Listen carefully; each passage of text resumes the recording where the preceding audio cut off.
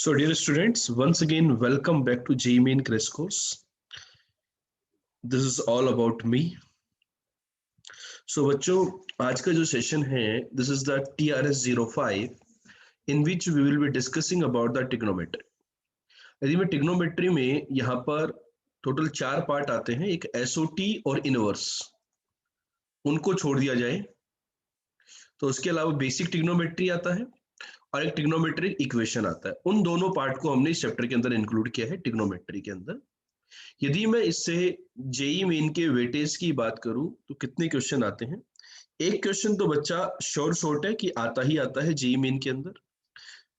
कभी कभी दो भी आ सकते हैं, एक ट्रिग्नोमेट्रिक इक्वेशन पे बना देता है और एक कई बार बेसिक ट्रिग्नोमेट्री के ऊपर बन जाता है। लेकिन ज्यादातर जो चांसेस होते हैं कि क्वेश्चन ट्रिग्नोमेट्रिक इक्वेशंस के ऊपर आता है। कहां पर आता है?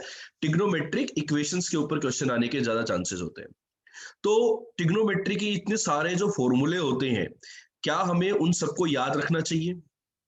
भाई उनका इंपॉर्टेंस क्या है? ट्रिग्नोमेट्री के अंदर बहुत सारे फॉर्मूले होते हैं और हमें पता है कि वो फॉर्मूले पहली बात तो याद नहीं रहते, याद रहते तो उनको अप्लाई नहीं कर पाते हम लोग, ठीक है ना। तो बेसिकली देखो क्या है कि आगे जाकर के मतलब trigonometry is one of the fundamental chapters of the mathematics, ठीक है। तो इसके जितने भी फॉर्मूले हैं आगे आने वाले हर चैप्टर्स के अंदर इनके काम आते हैं। दैट्स वाई आपको ट्रिग्नोमेट्री के जितने भी फॉर्मूले हैं सब स्ट्रांगली याद होने चाहिए। किसी बच्चे को ट्रिग्नोमेट्री के फॉर्मूले याद नहीं होते हैं, उसका सिंपल सा तरीका है, आप आज से स्टार्ट करो, डेली उसको एक पेज पर लिखो सारे फॉर्मूलों को। ट्रिग्नोमेट्री के फॉर्मूले थोड़े ज्यादा होते हैं, एक पेज पे आएंगे नहीं, 2 से 3 पेज लग जाएंगे। डेली उन फॉर्मूलों को लिखो, कुछ 15 से 20 दिन तक ऑटोमेटिकली आपको याद हो जाएंगे, ठीक है बच्चों। आप मतलब पहले पढ़ो, फिर अपने आप से लिखो, फिर चेक करो कि अच्छा मैंने ये वाला फॉर्मूला मिस तो नहीं किया है, ठीक है बेटा। तो इसके बारे में हम लोग स्टार्ट करते हैं बच्चों। तो देखो बेटा, सबसे पहला जो पार्ट आता है यहाँ पर वो होता है अपना एंगल। क्या होता है? एंगल। कि एंगल क्या होता है? तो बेटा एंगल के बारे में आप सभी को पता है कि एंगल क्या होता है, ठीक है। तो एंगल इज द मेजरमेंट होता है, ये टर्मिनल साइड ये इंटर। एंगल के केस में हमें क्या ध्यान रखना है कि एंटी क्लॉकवाइज में पॉजिटिव लिया जाता है और क्लॉकवाइज में नेगेटिव लिया जाता है, बस एक बात ही इंपॉर्टेंट है, ठीक है। इसके बाद बच्चों बात आती थी system for measurement of angles, कि जो मेजरमेंट हम करते हैं एंगल्स का, उनके लिए क्या सिस्टम होता है। तो बेटा यहाँ पर हमें जो रिकमेंडेड है, भाई वैसे तो 3 सिस्टम होते हैं, ब्रिटिश, फ्रेंच एंड सर्कुलर। लेकिन जो क्वेश्चन हमारे काम का बन सकता है यहाँ पर वो ये बन सकता है कि डिग्री को रेडियन में कन्वर्जन करना आना चाहिए। मतलब कंप्लीट सर्कल जो होता है वो 360 डिग्री का होता है, तो रेडियन के टर्म में वो 2 पाई रेडियन होता है।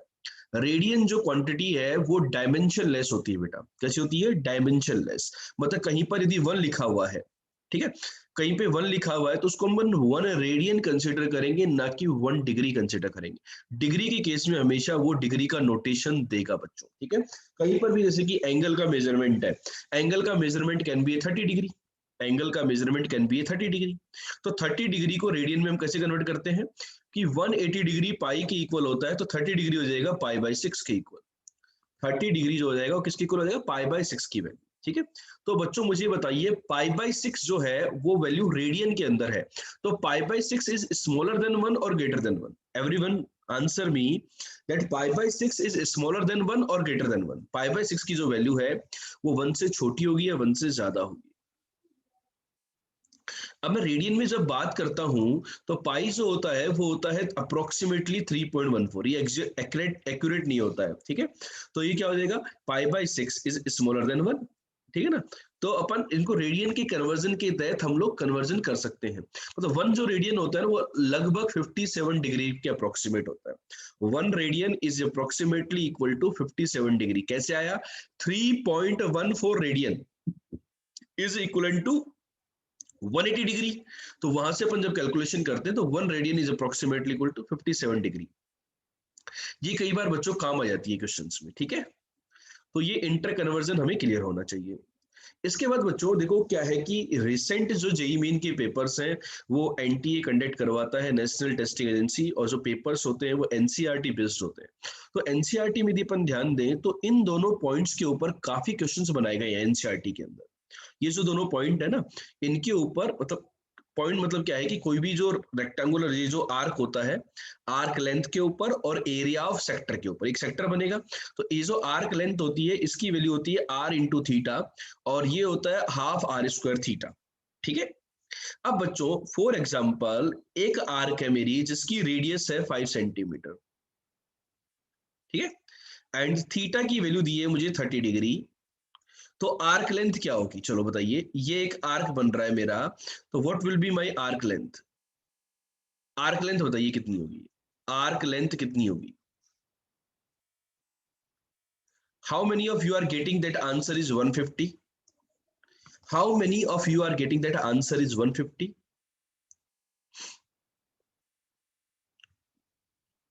Anyone? How about the area of this circular sector? How about the area of this circular sector? Area of this circular sector.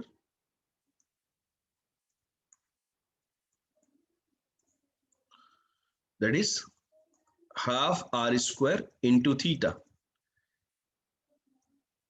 How many of you are getting that this is the 25 into 15? Is this clear to everybody? तो यहां पर बच्चों एक important बात बच्चों ने share करी कि सर थीटा जो है ना वो रेडियन के अंदर होना चाहिए। यही मैं आपको बताना चाह रहा था दोस्तों कि थीटा जो है ना वो रेडियन के अंदर होना चाहिए, डिग्री के अंदर। हमेशा देखो बेटा, एक चैप्टर होता है यूनिट एंड डायमेंशन। वैसे तो ये फिजिक्स वाले लोग पढ़ाते हैं, लेकिन ये बहुत काम की चीज होती है। कैसे? आप हमेशा काफी अच्छे लेवल के क्वेश्चंस को यूनिट से सोल्व कर सकते हो। यदि देखो लेंथ निकालनी है तो लेंथ की डायमेंशन होती है एल, एल। अब यहाँ पर रेडियस भी एल में है, तो थीटा यदि डिग्री में कर दिया तो एल इंटू डिग्री डायमेंशन हो जाएगी। तो यहाँ पर जो थीटा है इसको रेडियन में लो, radian is considered as dimensionless. तो बेटा आर था आपका 5 और थीटा होगा π/6, तो आपका आंसर होगा 5π/6 सेंटीमीटर। वही डायमेंशन जो आर की डायमेंशन थी। इसी प्रकार से यहाँ पर देखो हाफ आर स्क्वायर थीटा, तो थीटा भी यहाँ पर π/6 के टर्म में होगा। क्यों? ये बात क्लियर हुई कि नहीं हुई? 25π/12 ये आपका आंसर होगा कि थीटा जो होता है। कुछ लोग क्या करते हैं कि इसको अच्छा नहीं, थीटा अपॉन पाई स्पोर वेट में याद रखते। बेटा याद रखने की जरूरत ही नहीं है। डायमेंशन के अकॉर्डिंग भाई एरिया जो है उसका आंसर क्या होगा? स्क्वायर सेंटीमीटर, सेंटीमीटर स्क्वायर हो जाएगा, सेंटीमीटर स्क्वायर। यस और नो? तो यहाँ पर देखो इन दोनों फॉर्मूले में जैसे कि क्या होता है कि एक मिनट हैंड है वो क्लॉक की, वो एक रोटेट कर रही है, तो उसका वो कितना एंगल बनाती है, तो उनके एरिया हो गए, उनके आर्क लेंथ होगी। इन टाइप के क्वेश्चन यहाँ पे फ्रेम हो सकते हैं। तो वो सारे क्वेश्चन हमें क्लियर होने चाहिए on the basis of this formula. ठीक है बच्चों? बच्चों नेक्स्ट पार्ट आता है कि जो मेरे 6 ट्रिग्नोमेट्रिक फंक्शंस होते हैं, sine theta, cos theta, tan theta, sec theta, cosec theta and cot theta. ठीक है। यदि मेरे पास साइन थीटा डिफाइन है तो कॉसेक एक्स जो होता है, बेटा मेरे पास साइन एक्स और कॉस एक्स में कोई दिक्कत नहीं है। साइन एक्स और कॉस एक्स जो होते हैं वो हमेशा डिफाइन है, मतलब उनकी यदि मैं डोमेन की बात करता हूं, अभी मैं ग्राफ के बारे में भी चर्चा करूंगा इनकी। साइन और कॉस जो होते हैं इनकी जो डोमेन होती है वो आर होती है, मतलब ये हमेशा डिफाइन है। इनको किसी भी चीज से कोई तकलीफ नहीं है कि हम क्यों डिफाइन नहीं है, ये ऑलवेज डिफाइन है। अब बात आती है कॉसेक एक्स की। किसकी आती है बात? कॉसेक एक्स की। तो कॉसेक एक्स जो होता है वो होता है 1/sin x। तो जहां पर भी डिनोमिनेटर के अंदर कोई टर्म आ जाती है तो वो नाटक करना स्टार्ट कर देती है। मतलब सिंपल सी बात है कि डिनोमिनेटर के अंदर की क्वांटिटी जीरो नहीं होनी चाहिए। यस और नो? अब बेटा यहां पर मुझे बताइए, क्या साइन एक्स यदि जीरो हो गया तो दिक्कत होगी? तो साइन एक्स जीरो कहां होता है? वो होता है एन पाई पर। तो यहां पर इन चीजों का ध्यान रखना है। ठीक है। अपन यदि देखो कोऑर्डिनेट सिस्टम, यदि वैसे तो मैं आगे डिटेल में उसके बारे में और बात करूंगा, लेकिन मैं आपको बता देता हूं कि हमारे जो एंगल्स होते हैं ये जीरो होता है। ये जो एंगल्स होते हैं ये जीरो, ये ओरिजिन था, ये जीरो हो गया, 2π हो गया, 4π हो गया, ये सारे एंगल्स राइट साइड वाले होते हैं। मतलब इनको यदि मैं एब्रिविएशन में लिखूं, जनरल टर्म में लिखूं, तो ये 2n π होते हैं।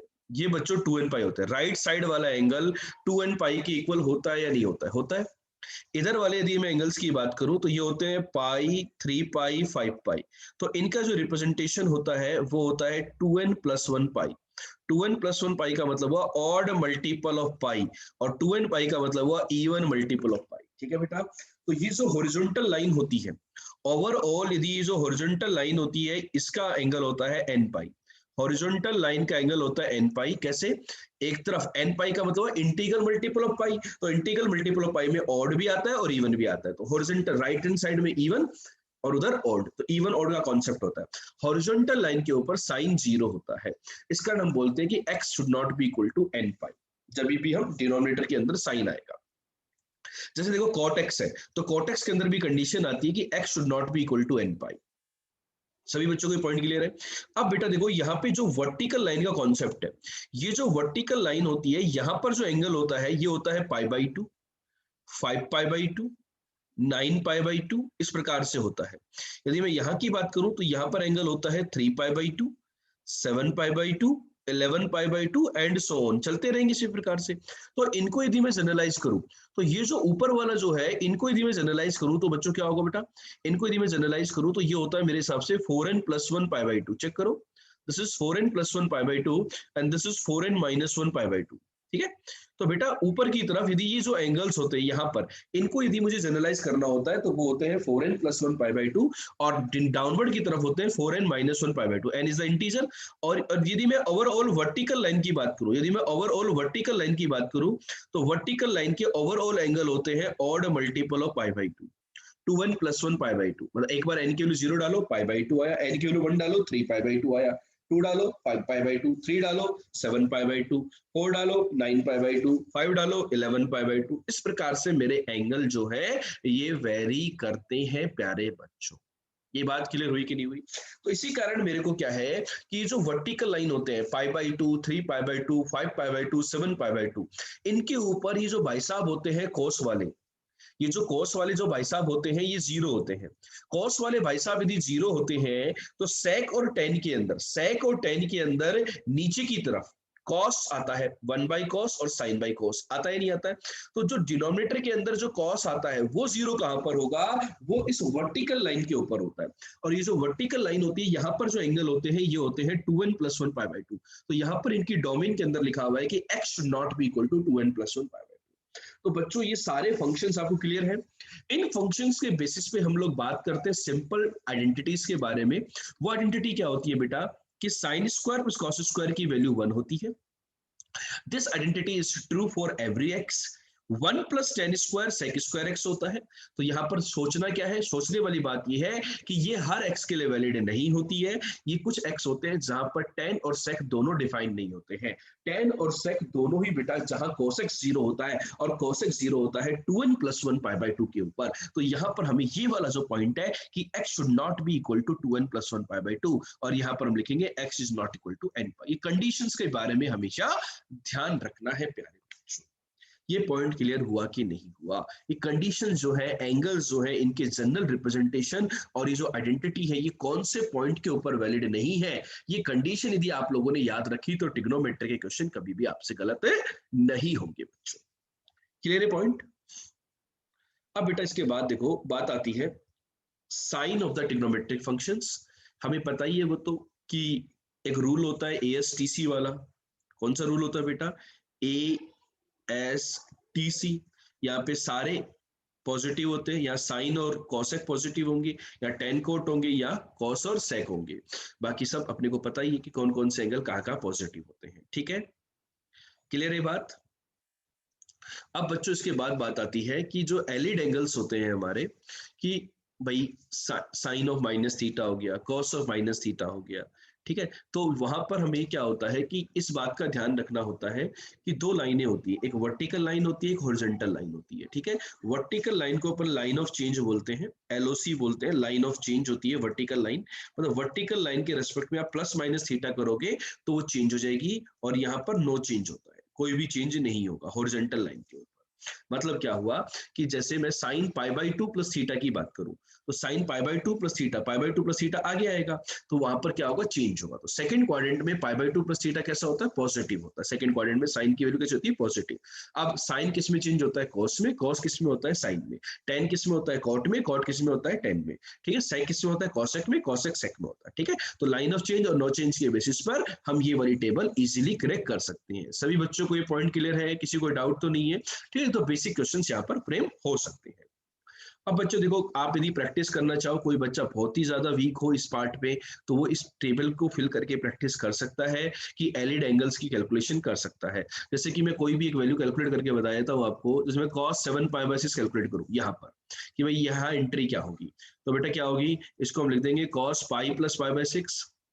तो पाई जो होता है हॉरिजॉन्टल लाइन पर आता है, तो नो चेंज की लाइन है, मतलब फंक्शन कॉस का ही रहेगा। लेकिन ये एंगल कौन से में है, थर्ड क्वाड्रेंट में। थर्ड क्वाड्रेंट में कॉस कैसा होता है, नेगेटिव, तो माइनस ऑफ cos π/6। cos π/6 कितना होता है, √3/2, तो ये आ गया आंसर माइनस का √3/2। तो यहाँ पर जो डैश मैंने लिखा, उस डैश की वैल्यू आ गई। समझ में आया कि नहीं आया?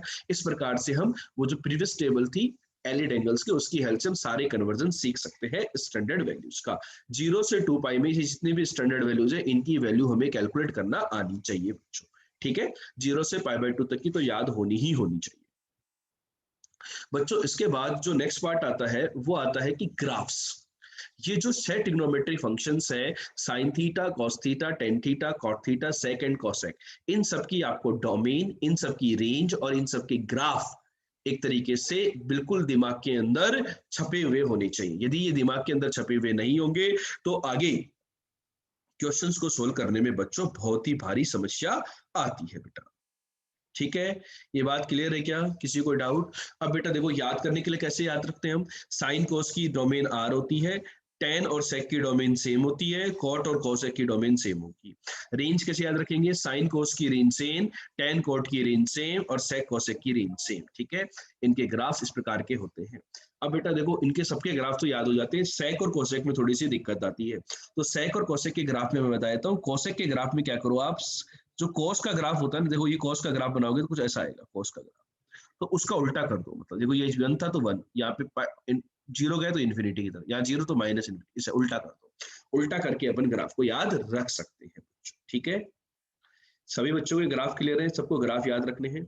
इसके बाद बच्चों जो नेक्स्ट पार्ट आता है, वो आता है फॉर्मूलाज का, कि अब बहुत सारे फॉर्मूले। 1 मिनट रुक जाना बेटा, यहाँ पर मैं एक आइडेंटिटी और लिखवा देता हूँ आपको, जो कि क्विक रिवीजन के लिए याद होनी चाहिए आपको। सब लोग नोट कर लेना, साइन की पावर 4 प्लस कॉस की पावर 4, इसका वैल्यू होता है 1 - 2 times sine square cos square. Sine की पावर 6 प्लस कॉस की पावर 6, इसका वैल्यू होता है 1 - 3 times sine square cos square. ये वैल्यू यदि बच्चों आपने याद रख ली, तो आपका कल्याण हो जाएगा, ठीक है ना। मतलब कई बार एक्सप्रेशंस को सिंप्लीफाई करने के लिए आइडेंटिटी काम में आती है। कैसे प्रूव करते हैं, sign square theta plus cos square theta का होल स्क्वायर करते हैं, sign square theta plus cos square theta का होल क्यूब करते हैं, तो ये आइडेंटिटीज प्रूव हो जाती है बेटा। इसके बाद देखो, बहुत सारे क्वेश्चन जो है ना, ये सम और डिफरेंस ऑफ द 2 एंगल्स के ऊपर बनते हैं, 3 एंगल्स के ऊपर बनते हैं, ठीक है। तो यह वाले फॉर्मूले, साइन a + b का, साइन a - b का फॉर्मूला याद होना चाहिए, cos a + b का, cos a - b का फॉर्मूला याद होना चाहिए, ठीक है। इसके बाद बेटा यहाँ पर जो है ना, ये जो थर्ड फॉर्मूले हैं, इनको ध्यान से देखना। ये जो थर्ड फॉर्मूले हैं, इसमें मैं आपको कुछ बात बताना चाहता हूँ, उस बात को आप थोड़ा सा ध्यान से समझना बेटा। यहाँ पर sine of a + b into sine of a - b, ये दो एक्सप्रेशन फ्रीक्वेंटली हमें क्वेश्चंस के अंदर मिलते हैं, ठीक है। तो आपको कैसे याद रखना है कि sine a + b into sine a - b, इसका जो फॉर्मूला होता है वो होता है sine square a minus sine square b, sign square a minus sine square b। आपको ये फॉर्मेट याद रखनी है। ये जो बीच वाली फॉर्मेट है, इसको याद नहीं, मैंने क्यों लिखा है इसको, कि बच्चों को बीच वाली फॉर्मेट भी याद रखते हैं। उससे क्या होता है कि किसी cos square b minus cos square a, तो अच्छा साइन ऑफ a + b लिखें या a - b लिखें या b - a लिखें, इस प्रकार से कंफ्यूजन क्रिएट होना स्टार्ट हो जाता है एग्जाम के दौरान। तो आपको क्या याद रखना है, sine square a minus sine square b is equal to sine of a + b into sine of a - b, या इसका रिवर्स। यदि दोनों टर्म कोस की होंगी, तो अपन cos स्क्वायर थीटा को साइन स्क्वायर थीटा में कन्वर्ट कर सकते हैं, 1 माइनस साइन स्क्वायर थीटा की हेल्प से। तो बीच वाला जो फॉर्मूला है, वो साइन स्क्वायर में कन्वर्ट करके अपन डील कर सकते हैं। अब मैं बात करता हूँ इसकी, cos a + b into cos a - b, तो इसके भी फॉर्मूला ये वाला याद रखना है, cos square a minus sine square b, ताकि किसी भी प्रकार का हमें कोई कंफ्यूजन एग्जाम के अंदर ना हो, ठीक है बच्चों। cos a + b into cos a - b is cos square a minus sine square b, ठीक है। इसके बाद बच्चों बात आती है tan a + b की। या प्लस माइनस का मतलब समझ रहे हो, प्लस वाले में प्लस, पहला वाला नोटेशन, दूसरे वाले में, ठीक है। tan a + - b की, cot a + - b का वैल्यू याद रहना चाहिए, ठीक है, ये वैल्यूज याद हो जाएंगे। इसके बाद बच्चों ये जो GHI वाले जो फॉर्मूले हैं, ये काफी बच्चे यहाँ पर कंफ्यूजन की स्थिति में रहते हैं कि सर हम इन फॉर्मूलों को कैसे याद रखें, क्योंकि ये वाले फॉर्मूले अपने आप में काफी डिफिकल्ट से लग रहे हैं। तो बेटा देखो यहाँ पर ये जो मैंने ई और एफ तक के जो फॉर्मूले लिखवाए, ये तो मस्ट रिमेंबर फॉर्मूले हैं, ये तो सभी बच्चों को याद होने चाहिए। ठीक है, कई बार बच्चे कॉट का फॉर्मूला नहीं याद रखते हैं, कॉट के फॉर्मूले को tan में कन्वर्ट करके कर सकते हैं, लेकिन याद रहता है तो आसानी रहती है बच्चों। ठीक है, अब बच्चों मेरा थोड़ा सा यहाँ पर आगे की तरफ ध्यान दीजिए आप। मैं इसकी बात करता हूँ tan of a plus b plus c के बारे में। ठीक है, तीन एंगल के जो फॉर्मूले हैं वैसे तो तीन ही है यहाँ पर, साइन कोस और टेन। तो यहाँ पर क्या होता है, एक जनरल फॉर्मूला होता है टेन के अंदर एन एंगल्स का। वो फॉर्मूला क्या कहता है, S1 minus S3 plus S5, मतलब अल्टरनेट पॉजिटिव नेगेटिव साइन चलेंगे न्यूमरेटर के अंदर भी और डिनोमिनेटर के अंदर भी। ठीक है, यहाँ पर ये जो एस आई है ये क्या बोला है, S i denote the sum of the product of tangents of angles taken i at a time. ऐसा ही क्या डिनोट करता है, sum of product of tangent, sum of product of tangent of angles taken i at a time. मतलब क्या हुआ, जैसे मैं इसका फॉर्मूला लिखता, तीन एंगल थे मेरे पास, तो इसका फॉर्मूला होता S1 ऊपर माइनस S3, आगे की टर्म नहीं आती, तीन ही एंगल है तो S3 तक ही जा सकते हैं, नीचे 1 माइनस S2 प्लस में S4 आएगा क्या, type yes if S4 will come, type no if S4 will not come here. ठीक है, according to this we can derive the formula of tangent. ठीक है, तो यहां पर आंसर आएगा कि नहीं आएगा, इतना ही होगा। अब S1 का क्या मतलब है,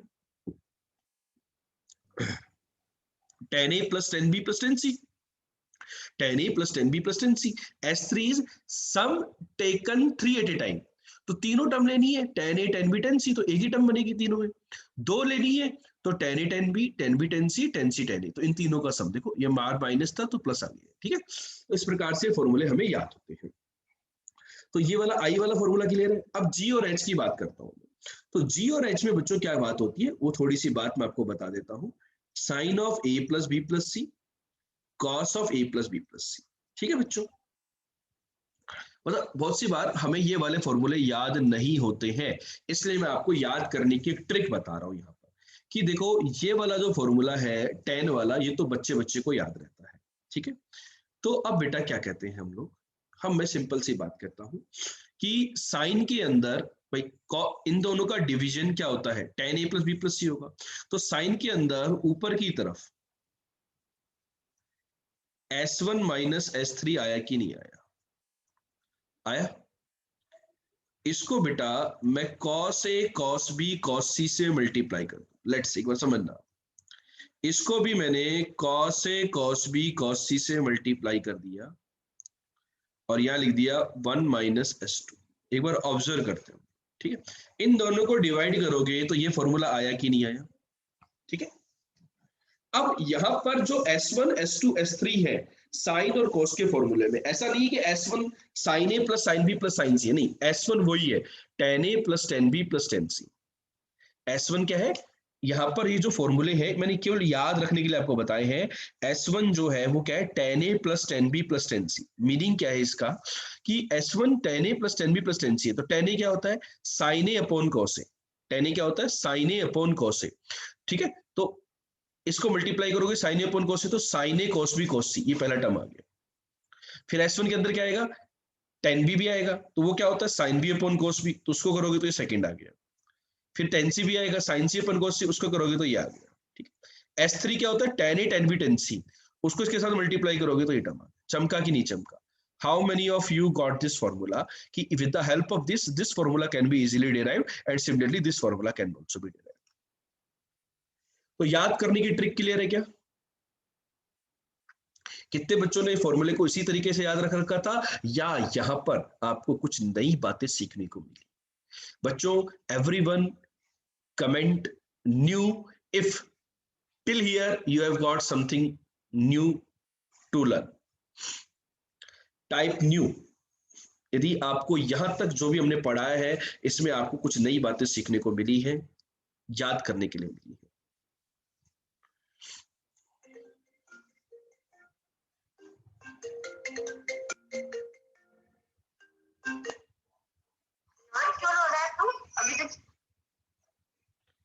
ठीक है, चल। सो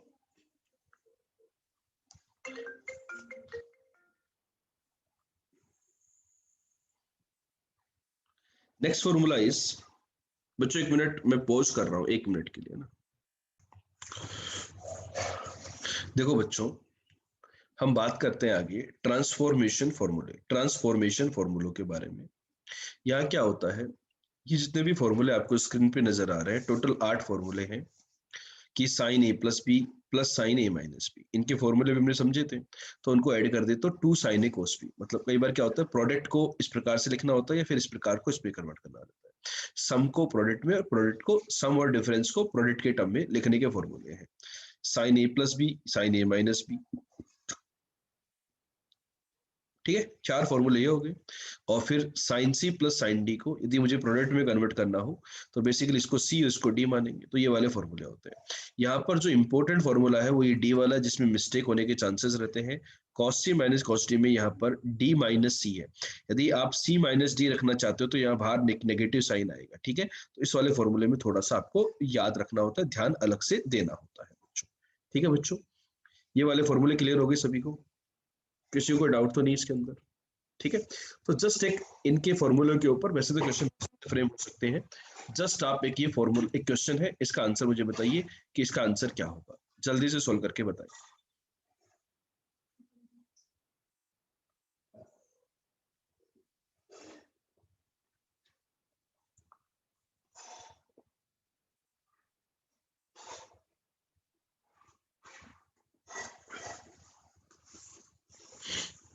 जैसे कि यहाँ पर क्या दिया हुआ है, मतलब मैं जस्ट आपको एक एक्सप्लेन करना चाह रहा हूँ कि यहाँ पर किस टाइप के क्वेश्चन फ्रेम हो सकते हैं जो कि आपको देखने चाहिए। तो 2 cos A cos B plus ये, तो 2 cos A cos B को हम क्या ले सकते हैं, या तो मैं 2 cos A cos B को सिंप्लीफाई करूं, या फिर मैं इसको सिंप्लीफाई करूं cos C plus cos T से। तो 2 cos A cos B क्या होता है, cos of A minus B, cos A cos B plus sin A sin B, और cos of A plus B is cos A cos B minus sin A sin B। तो इस फर्क से convert किया जा सकता है। तो आपका ये जो टर्म होगा ये क्या बन जाएगा बेटा, cos of A minus B, that is minus का 8 पाई/13 प्लस cos ऑफ 10 पाई/13, ठीक है। ये जो cos 3 पाई/13 है, what is the answer, everyone comment what is the answer here, what is the answer of this problem, reply me fast, answer is 0। ये टर्म से ये टर्म कैंसिल हो गया और इस टर्म से ये टर्म कैंसिल हो गया। कैसे बेटा, ये जो टर्म है cos 5 पाई/13, this is nothing but pi minus pi 8 पाई/13, cos pi minus theta is minus cos theta, cos of minus theta is cos theta, ये cos 8 पाई/13 था, ठीक है। Similarly this could be have written like this, cos of pi minus 10 pi/13, so you will get cos of 3 pi/13, ठीक है। Is this clear to everybody, ठीक है, बात क्लियर हुई कि नहीं हुई, ठीक है। So let's move ahead. बेटा जो नेक्स्ट फॉर्मूले आते हैं हमारे, वो आते हैं मल्टीपल एंड सब मल्टीपल के फॉर्मूले। किसके फॉर्मूले आते हैं, मल्टीपल एंड सब मल्टीपल। मल्टीपल एंड सब मल्टीपल में तो साइन 2 थीटा ये होता है, तो साइन थीटा ये हो जाएगा। cos 2 थीटा के 3 फॉर्मेट याद रखने हैं, cos स्क्वायर ए माइनस साइन स्क्वायर ए, 2 cos स्क्वायर ए माइनस 1 या 1 माइनस 2 साइन स्क्वायर ए, ठीक है। तो बच्चों यहाँ पर कुछ बातें यहाँ पर ये आती है कि 1 प्लस cos थीटा को यदि परफेक्ट स्क्वायर के फॉर्मेट में लिखना हो तो ऐसा लिख सकते हैं, मतलब होल स्क्वायर बनाना हो, स्क्वायर बनाना हो, और 1 माइनस cos थीटा को ये बना सकते हैं। जब आप 1 प्लस cos थीटा और 1 इसकी बात करते हो तो भाई साहब ये भी बात करते हैं कि क्या हमें भी आप लिख सकते हो 1 प्लस साइन थीटा और 1 माइनस साइन थीटा, कि जब आपने 1 प्लस cos थीटा के बारे में बात कर ली, 1 माइनस साइन थीटा के बारे में बात कर ली, तो आप हमें क्यों अकेला छोड़ रहे हो, हमारे बारे में भी बात कर लो। तो बेटा इनको भी अपन लिख सकते हैं, इनको लिख सकते हैं साइन थीटा बाई 2 प्लस cos थीटा बाई 2 का whole square. 1 minus sine theta होता है बच्चों sine theta by 2 minus cos theta by 2 का होल स्क्वायर। हमेशा ध्यान रखना, कहीं बाहर अनरूट वगैरह हो तो वो हमेशा मोड से ओपन होता है, इसके बात का आप बच्चे ध्यान रखना। कई बार बच्चे लोग क्या करते हैं, मोड को भूल जाते हैं ना, मोड को अपने को लिखना ही लिखना है, ठीक है। तो यहाँ पे θ/2, ठीक है क्या, ये बात क्लियर हुई क्या, कि 1 + sin थीटा क्या होगा और 1 - sin थीटा क्या होता है, ठीक है। तो इनको भी साथ में याद रख लेंगे। tan 2 थीटा का in terms of tan theta, sin 2 theta का फॉर्मूला ऊपर तो लिखा है था, यहाँ पर भी tan थीटा के टर्म्स में, cos 2 थीटा भी tan थीटा के टर्म्स में। साइन 3 का फॉर्मूला याद रखने के लिए मैं फॉर्मूला देता हूँ 343 करके याद रखो, कि यहाँ 3 आएगा, यहाँ 4 आएगा, फिर पावर में क्यूब आएगा, 343 से याद रखते हैं। cos 3 का फॉर्मूला होता है 433, ठीक है। साइन का फॉर्मूला होता है 343 sin 3 थीटा का, और cos 3 थीटा का होता है 433, ठीक है। इस तरीके से अपन याद रखते हैं 433। समझ में आ रहा है ना, कहाँ पे कंफ्यूजन ये रहता है कि इसमें पहले ये टर्म आएगा या वो आएगा, 4 sin क्यूब आएगा। tan 3 होता है 3 tan a minus tan cube a upon 1 - 3 tan square a। इस प्रकार के फॉर्मूले से हम क्वेश्चंस को सोल्व कर सकते हैं बच्चों। सभी लोगों को ये बात क्लियर है, मल्टीपल एंड सब मल्टीपल एंगल्स के फॉर्मूले होते हैं प्यारे बच्चों। तो चलो बच्चों, यहाँ पर एक आधे कुछ क्वेश्चंस को सोल्व कर लिया जाए कि किस प्रकार के क्वेश्चंस यहाँ पे फ्रेम हो सकते हैं। तो चलो, sin π/18, sin 3π/18, sin 5π/18 और sin 7π/18, ये सब प्रोडक्ट है, इसकी वैल्यू 1/16 होगी, ये प्रूव करनी है या फिर इसकी वैल्यू निकाल करके बतानी थी, ठीक है। तो ये फर्स्ट क्वेश्चन सभी प्यारे बच्चे सोल्व करके बताएं जल्दी से, फास्ट।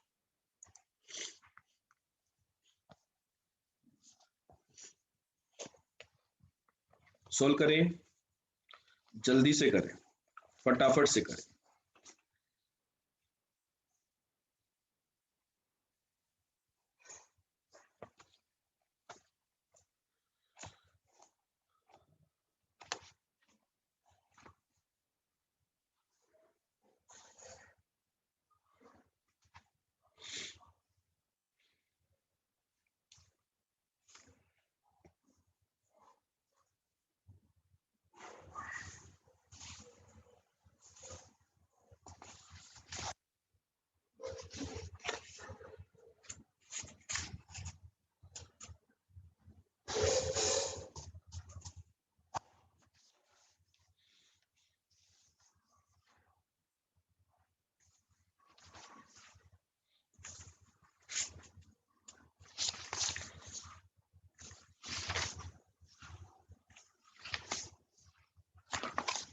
हो गया?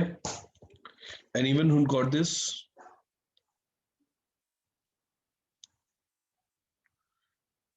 किसी का आया क्या आंसर?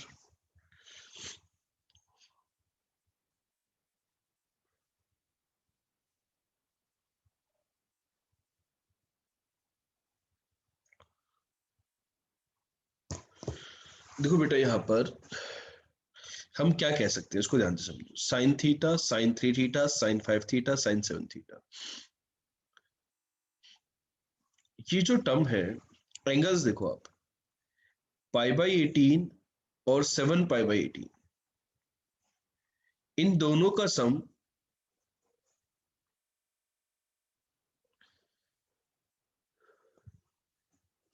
थोड़ी आ रहा है, 8π/18 आ रहा है। तो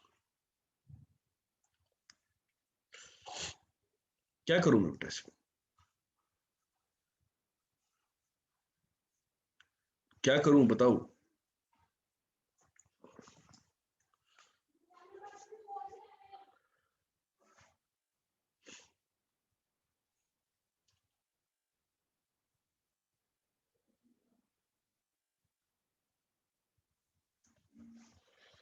क्या किया जाए इस प्रॉब्लम के अंदर, थोड़ा प्रकाश डालिए।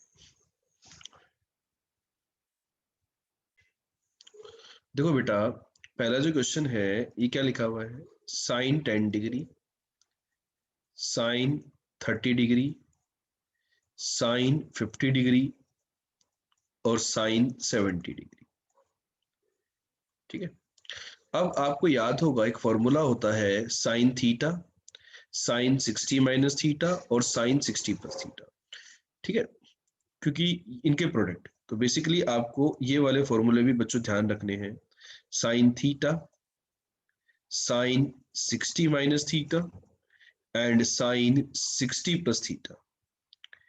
इसकी जो वैल्यू होती है वो क्या होती है, 1/4 साइन 3 थीटा की इक्वल होती है।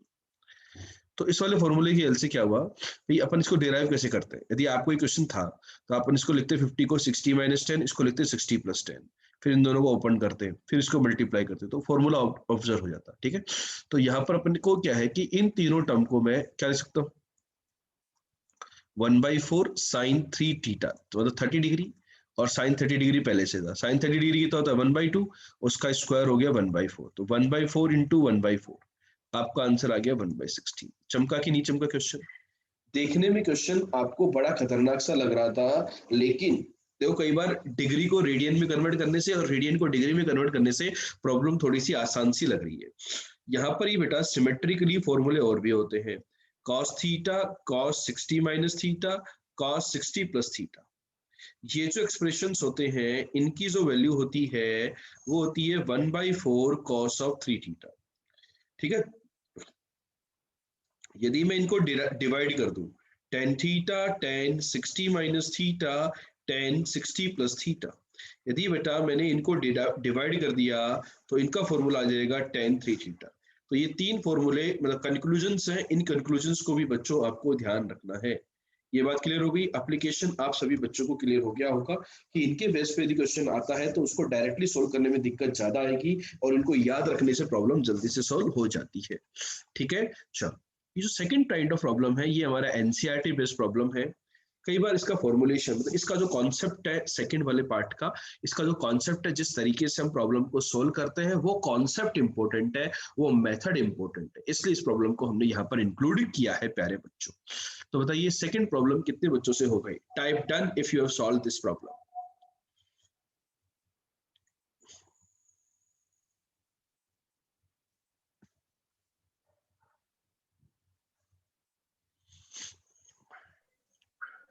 देखो बेटा हमें पता है कि tangent of 3a, tan 3a, इसकी वैल्यू होती है tan ऑफ a + 2a, होती है नहीं होती।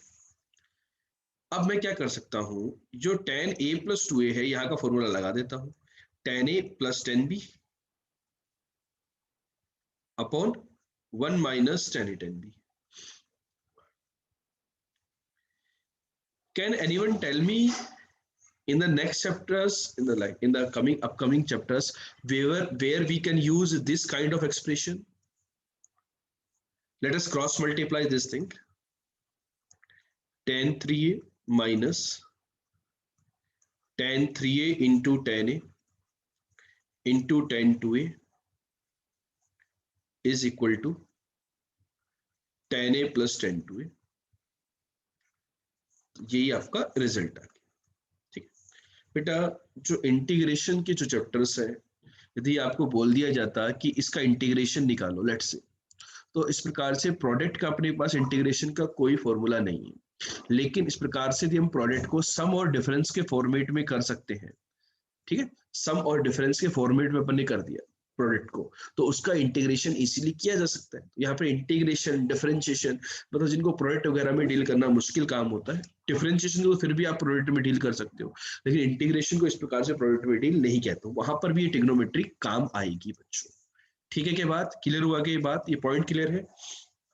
ठीक है, इसके बाद बच्चों देखो कुछ स्टैंडर्ड वैल्यूज होती हैं, जैसे कि ये तो हम ऑलरेडी डिस्कस कर चुके हैं कि साइन ऑफ एन पाई की जो वैल्यू होती है वो तो अपनी जीरो होती है। साइन ऑफ एन पाई कितना होता है, जीरो होता है। कॉस ऑफ एन पाई की जो वैल्यू होती है वो -1 की पावर एन होती है। भाई कॉस जो होता है वो इधर इधर वाले पे 1 होता है और इधर वाले पे -1 होता है। इस कारण हमने -1 की पावर एन बोला, क्योंकि भाई इवन मल्टीपल हुआ तो 1 और ऑड मल्टीपल हुआ तो -1। ठीक है, अभी हमने जो मल्टीपल सब मल्टीपल या फिर अपन जो बोले सम और एडिशन जो डिफरेंस के जो फॉर्मूले थे उनकी हेल्प से हम इनकी वैल्यूज डिराइव कर सकते हैं। जैसे साइन 15 है, साइन 15 की वैल्यू अपन डिराइव कर सकते हैं cos 30 लेकर के, भाई cos 30 is 1 - 2 sin square 15 degree, या फिर अपन sin 15 की वैल्यू sin ऑफ 45 - 30 उससे भी कर सकते हैं। तो उन फॉर्मूलों की हेल्प से जब डिराइव करते हैं तो इनकी जो वैल्यूज आती है sin 15 degree is √3 - 1/2 √2 and cos 15 is √3 + 1/2 √2। tan 15 is the division of both two, इसको अपन 2 माइनस रूट 3 भी लिखते हैं। तो इन सभी वैल्यू का हमें ख्याल रखना है बेटा, ठीक है। tan 15 होता है 2 माइनस रूट 3 और tan 75 that is cot 15, cot 15 होता है 2 प्लस रूट 3। इन वैल्यूज को भी बच्चों आपको याद रखना है, ठीक है। इसके बाद बच्चों साइन 18 डिग्री की वैल्यू आती है। साइन 18 डिग्री की वैल्यू बड़े काम की है, वो होती है √5 माइनस 1/4 और cos 36 साइन 18 ये है, तो cos 18, कई बार कंफ्यूजन क्या रहता है कि साइन 18 ही है तो cos 18 ही होगा, नहीं, ये cos 36 है। cos 36 is √5 plus 1/4। यहाँ पर जो cos 18 और sin 36 की वैल्यू होती है वो अंडरूट में जाती है। यदि कहीं पर काम भी आ जाए ना आपको कि कोई बोले कि यार आप नहीं सर मेरे को तो ना cos 18 की वैल्यू बताओ, तो cos 18 की value under root of 1 minus sine square 18, तो that is equal to √5 minus 1/4 का होल स्क्वायर, ठीक है। तो यदि मैं इसको सिंप्लीफाई करूं तो 16 में से 6 गया तो 10 प्लस 2√5 का अंडरूट अपॉन 4, और ये वैल्यू होती है ना। इसी प्रकार से मेरे पास sin 36 की वैल्यू क्या हो जाएगी, under root of 1 minus cos square 36 that is √5 plus 1/4 का होल स्क्वायर। तो 16 में से 6 गया तो वही 10 माइनस का 2√5/4, ठीक है बच्चों। तो ये वाली वैल्यू मैं रिकमेंड नहीं करता हूं कि आप याद रखें, मेरी ये वैल्यू आप याद रखेंगे तो क्या है इजीली इस तरीके से, यदि कहीं पे क्वेश्चन, क्योंकि क्या होता है देखो हमें वही चीज याद रखनी है जो जिसके चांसेस हाई है कि भाई ये आएगा या फिर ये फ्रिक्वेंटली पूछा जाता है या फ्रिक्वेंटली कैलकुलेशंस में काम आता है। cos 18 और sin 36 जो होते हैं ये फ्रिक्वेंटली यूज नहीं आते हैं, ठीक है। तो बेवजह इनको क्यों याद रखिए अब, और क्योंकि डेरिवेशन मुश्किल होता तो अपन याद भी रखते, फटाफट से डेराइव कर सकते यदि ये वैल्यूज याद है तो ये कुछ स्टैंडर्ड वैल्यूज है बेटा जो सभी प्यारे बच्चों को याद होनी चाहिए। कुछ लोग tan 22.5 डिग्री की वैल्यू भी याद रखते हैं। क्या किसी को याद है tan 22.5 डिग्री की वैल्यू? tan 22.5 डिग्री की वैल्यू क्या किसी बच्चे को याद है? tan 22.5 डिग्री की वैल्यू क्या होती है, कैसे निकालते हैं बेटा? tan 45 degree, tan 45 degree tan 2 theta is equals to tan 2 theta equal to 2 tan theta upon, let's say this is 2 theta, 45 is 2 theta upon 1 minus tan square theta. तो यहां से अपन कैलकुलेट करते हैं, तो यहां से कैलकुलेट करते हैं तो tan square theta plus 2 tan theta minus 1 equal to 0। तो यहां से जो tan थीटा की वैल्यू आएगी that is the tan 22.5 degree, तो वो आएगी minus b plus minus under root of b square minus का 4ac अपॉन 2a, ठीक है। So this is √2 minus 1, negative वाला रिजेक्ट कर देंगे, पॉजिटिव वाला एक्सेप्ट कर लेंगे, नेगेटिव रिजेक्ट कर देंगे यहाँ पर और पॉजिटिव वाला ले लेंगे, ठीक है बेटा। तो दिस इज √2 माइनस 1, तो tan 22.5 डिग्री √2 माइनस 1, ये वैल्यू भी आप थोड़ा सा देख सकते हो, याद रख सकते हो, ठीक है बेटा। जो नेक्स्ट पार्ट आता है वो आती है कंडीशनल आइडेंटिटीज, कि जो कंडीशनल आइडेंटिटीज होती हैं वो कौन कौन सी होती है, जिसको एक तो होती है नॉर्मल आइडेंटिटी, एक होती है कंडीशनल, ठीक है। तो यहाँ पर क्या है, एक कंडीशन है, ठीक है, जैसे कि कंडीशन कि कोई ना कोई कंडीशन हमारे पास गिवन होती है। तो यहाँ पर जो कंडीशन है वो क्या है, a प्लस बी प्लस सी का जो वैल्यू है वो पाई के इक्वल है।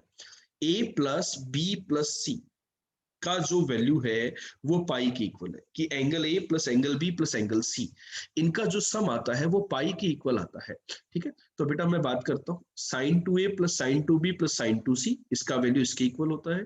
sin a plus sin b plus sin c ये होता है। cos 2a plus cos 2b plus cos 2c, cos a plus cos b plus cos c,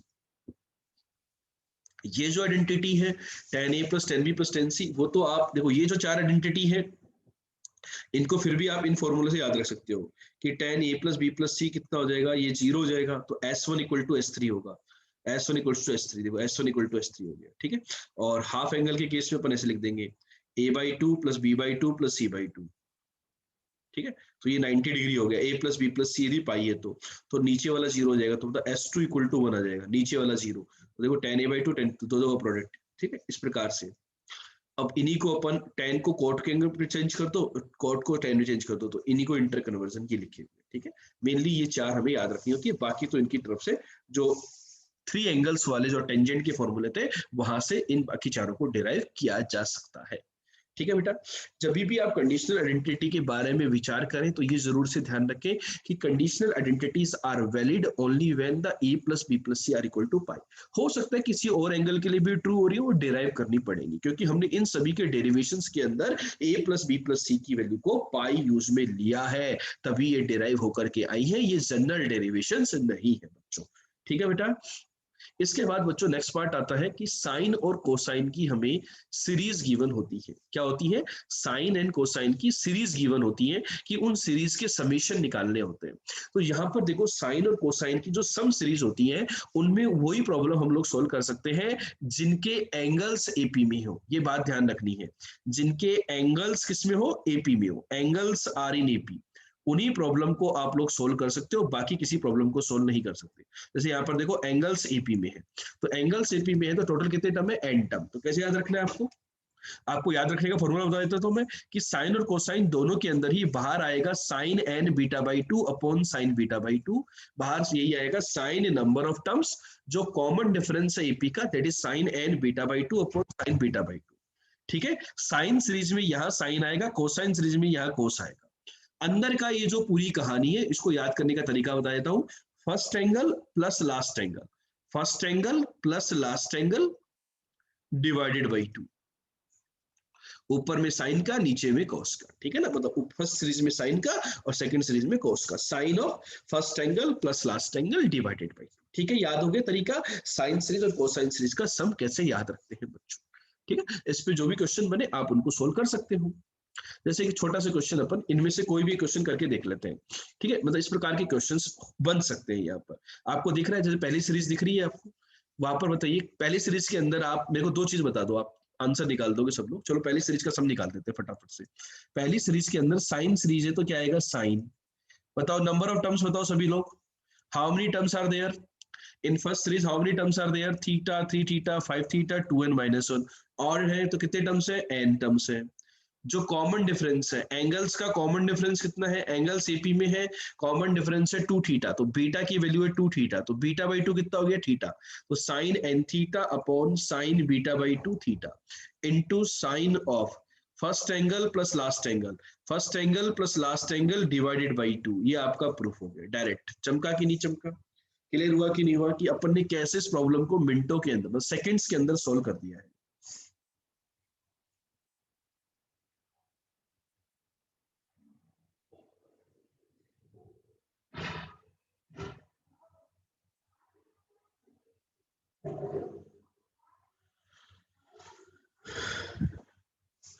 clear है क्या ये बात?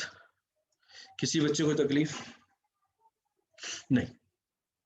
Now let's talk about this, कि जैसे मुझे इनकी एवरेज वैल्यू निकालनी, सपोज सेकंड क्वेश्चन सब लोग सोल्व करो, कि इन सारे जो एक्सप्रेशन है इसकी एवरेज वैल्यू निकालो।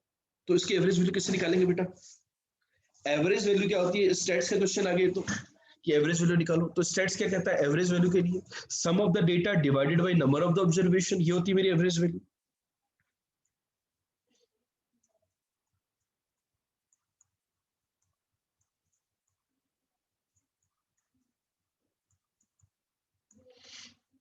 कितने डेटा बेटा यहाँ पर? कितना डेटा है total? 90। How many data is there? 90। Total कितना डेटा है बेटा? 90 डेटा है। अब बेटा इसका सम कैसे निकालेंगे? कितने टर्म्स है न्यूमरेटर में? 90 टर्म्स है। तो साइन 90 इंटू बीटा, इनका कॉमन डिफरेंस कितना है?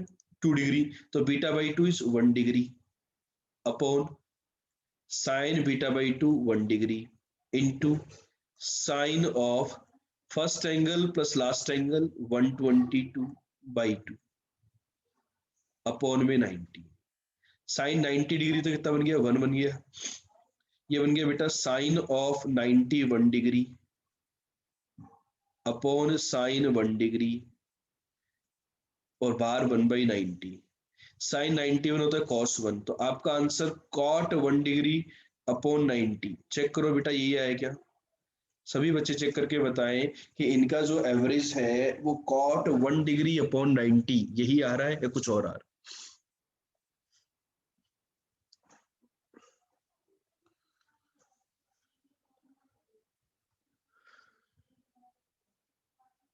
सेम।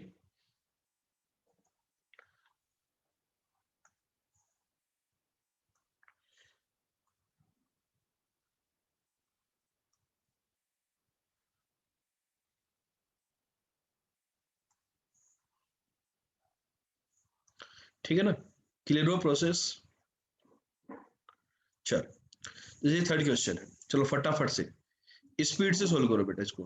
अपने अंदर टारगेट सेट करो कि आप इसकी वैल्यू 30 सेकंड के अंदर अंदर निकाल दो। तीसरे वाले की जो वैल्यू है ये 30 सेकंड के अंदर अंदर निकाल दो कि बेटा इसकी वैल्यू हाफ होगी, ये 30 सेकंड के अंदर अंदर निकाल दो। देखते हैं कितने लोग कर पाते हैं। आधी कैलकुलेशन तो दिमाग के अंदर ही सोल्व हो जाती है यहाँ पर।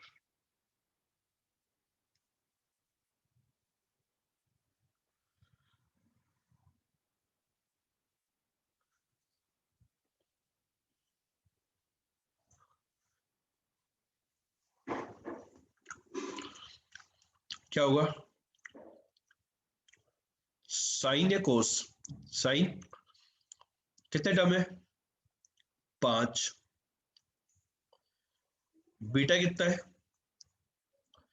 2 पाई/11, तो बीटा बाई 2 पाई/11 upon sine beta by 2 into cos of first angle plus last angle by 2 5 पाई/11। तो न्यूमरेटर में sine theta into cos theta बन गया, 2 से मल्टीप्लाई कर दे तो साइन 2 थीटा बन गया। 2 से मल्टीप्लाई किया तो 2 से डिवाइड भी करना होगा, ऊपर वाला 2 तो कंज्यूम हो गया, ये और ये सेम होते हैं, आंसर आ गया 1/2। ये सेम कैसे हुए बेटा, 10 पाई/11 को लिख दो पाई माइनस पाई/11, 10 पाई/11 को लिख दो पाई माइनस पाई/11। लिख सकते हो नहीं लिख सकते? अब पाई minus theta, sine pi minus theta कितना होता है, साइन थीटा, तो वहां से अपन प्रॉब्लम सोल्व हो जाएगा। क्लियर हो गई क्या सभी बच्चों को? किसी को डाउट, कोई कंफ्यूजन, कोई समस्या तो शेयर करो बेटा जल्दी से।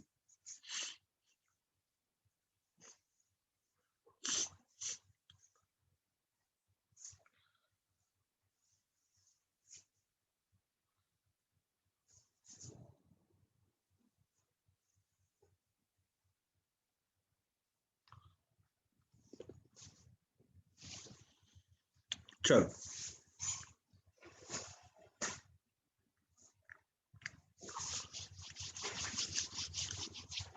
नेक्स्ट पार्ट आता है बच्चों, प्रोडक्ट सीरीज ऑफ कोसाइन। यहाँ पर देखो प्रोडक्ट सीरीज बहुत प्रकार की आती है और बच्चे लोग कंफ्यूज रहते हैं कि कौन सी सीरीज को हम सोल्व करें। तो बेटा मैं उनको बता दूं, प्रोडक्ट सीरीज जो होती है वहां पर एंगल डबल होता जाता है, तो ही हमें प्रोडक्ट सीरीज के बारे में बात करनी है। कि जैसे कि कहीं पर भी एंगल डबल होता गया कोस का डबल, और यहाँ पे टोटल एन टर्म्स है, तो इसको देखो प्रूव करने का तरीका क्या होता है, अपन साइन थीटा से मल्टीप्लाई डिवाइड करते हैं, तो जैसे साइन थीटा इधर भेज दिया अपन ने, ठीक है। अब हर एक 2 से मल्टीप्लाई करेंगे तो 2 sine theta cos theta sine 2 theta बन जाएगा। तो एक एक 2 को शिफ्ट करते जाओ एन बार, तो ये बन जाता है लास्ट में जिससे कंबाइंड होता है उसका भी डबल एंगल साइन के अंदर। तो 2 की पावर n-1 का डबल एंगल क्या होता है, साइन 2 की पावर n थीटा। तो इस प्रकार की प्रॉब्लम को सोल्व किया जा सकता है प्रोडक्ट सीरीज की हेल्प से। इसके बाद बच्चों जो नेक्स्ट पार्ट आता है वो बेसिक जो फंक्शंस होते हैं उनकी रेंज तो होती ही होती है, साथ में यदि आपके पास a sin theta plus b cos theta इस टाइप का एक एक्सप्रेशन हो, a sin theta plus b cos theta, तो इसकी रेंज क्या होती है। अब देखो इसकी रेंज मैंने क्या किया, under root of a square plus b square से मल्टीप्लाई डिवाइड कर दिया, ठीक है। इसको मल्टीप्लाई डिवाइड भी कर दिया, कोई तकलीफ नहीं है। इस वाले को मैंने साइन अल्फा मान लिया लेट से, तो ये वाला मेरा ऑटोमेटिकली कॉस अल्फा हो गया। तो इस फंक्शन सिंप्लीफाई किया तो मतलब इसको कॉस अल्फा साइन अल्फा, तो ये बन गया।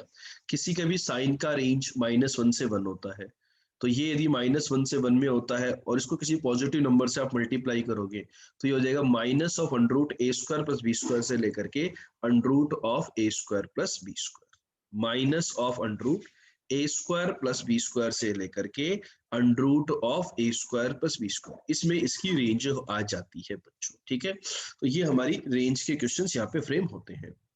लेकिन बच्चों यहाँ पर देखो हमने क्या किया है, जब इसकी रेंज को मैंने ये कमेंट किया तो मैंने इसकी रेंज को -1 से 1 तक माना है, मतलब थीटा के ऊपर यहाँ पे कोई कंडीशन नहीं थी, theta is free to take any value, ताकि साइन थीटा प्लस अल्फा की रेंज -1 से 1 के बीच में हो जाए।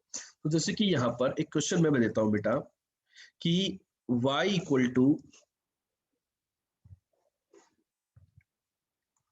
Sign x plus cos x. पहला पार्ट इसका कि यदि x के ऊपर कोई कंडीशन नहीं है, x is free to take any real value, तो इसकी रेंज क्या होगी बताइए।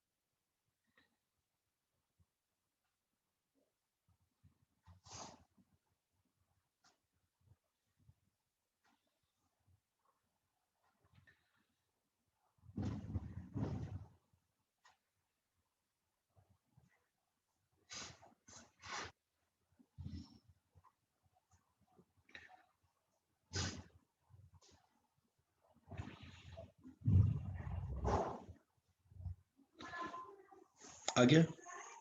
तो बेटा देखो, फर्स्ट पार्ट जो है यहाँ पे कोई भी कंडीशन नहीं थी, तो कोई भी कंडीशन नहीं थी तो ए भी वन था और बी भी वन था, ठीक है। तो मैं डायरेक्ट आंसर बोल सकता हूँ कि रेंज जो होगी वो मेरी -√2 से लेकर के +√2, -√2 से √2, ये मेरा आंसर आ गया रेंज का, ठीक है।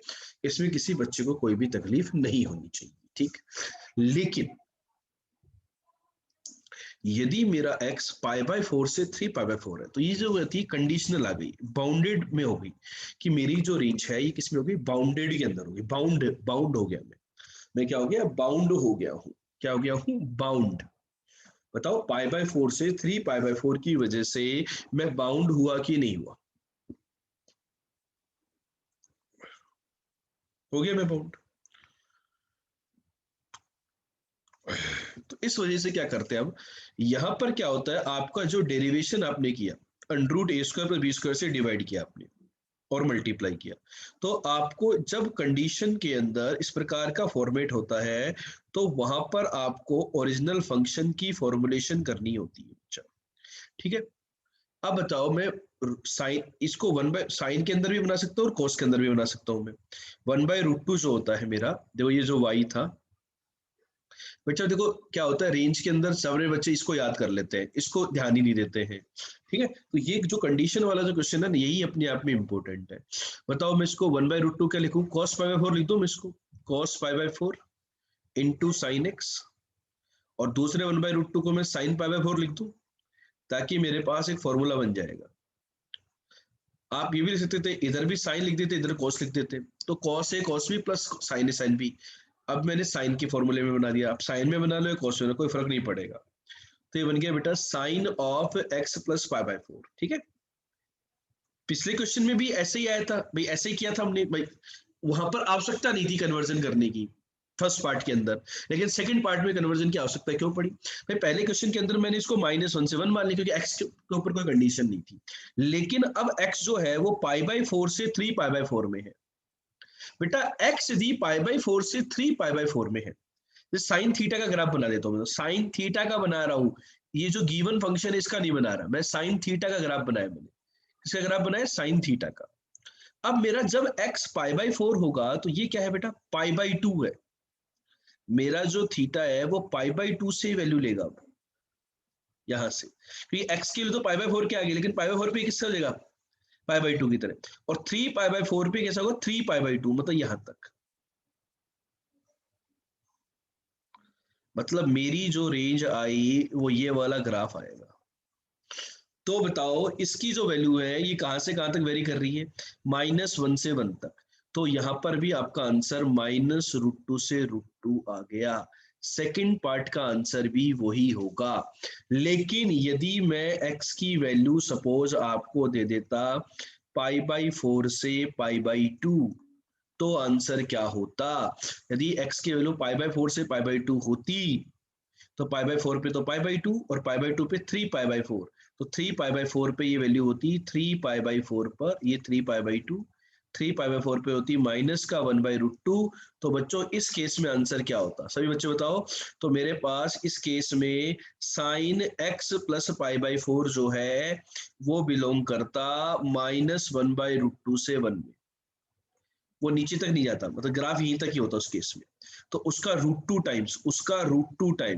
√2 टाइम्स साइन एक्स प्लस π/4, ये जो होता ये आ जाता -1 से लेकर के √2 तक। तो मेरा आंसर -1 से √2 होता, ना कि -√2 से √2। तो बेटा ये जो इंटरवल गिवन होता है इसका क्या इफेक्ट होता है, ये रेंज के क्वेश्चंस में आपको क्लियर हुआ कि नहीं हुआ, type yes if this point is clear to everybody.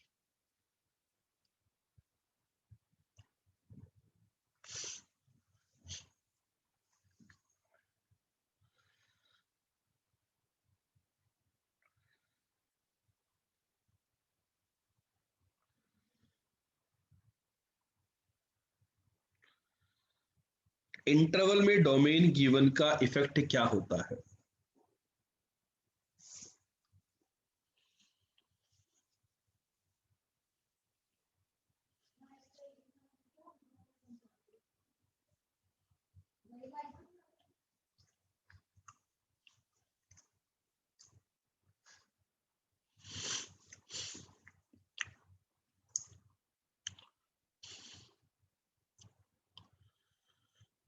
ठीक है, चलो बेटा एक दो क्वेश्चन करके देख लेते हैं रेंज के, क्योंकि range is a important part.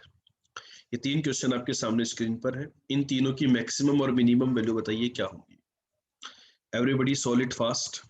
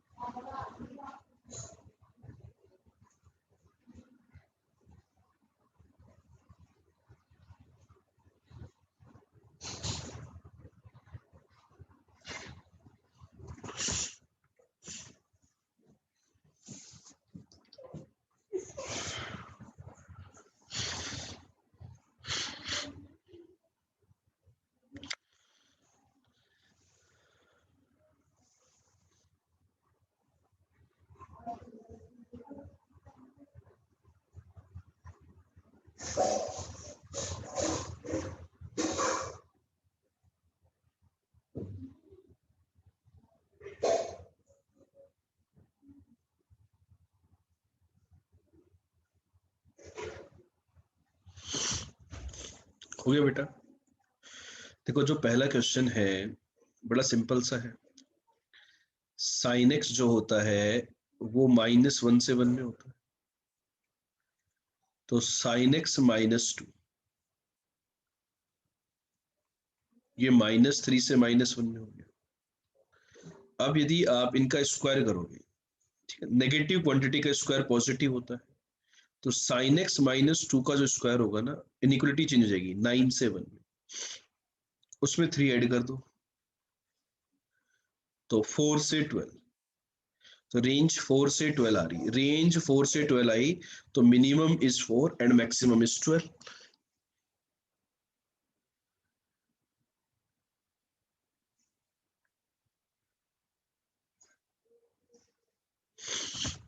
Yes or no?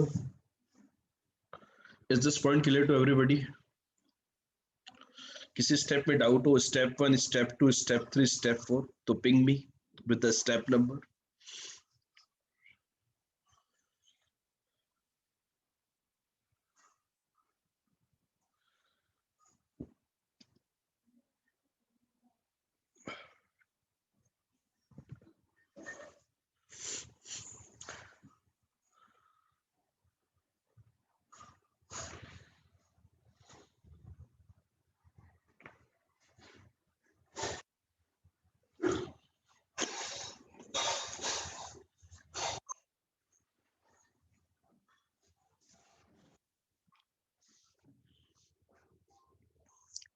देखो बेटा,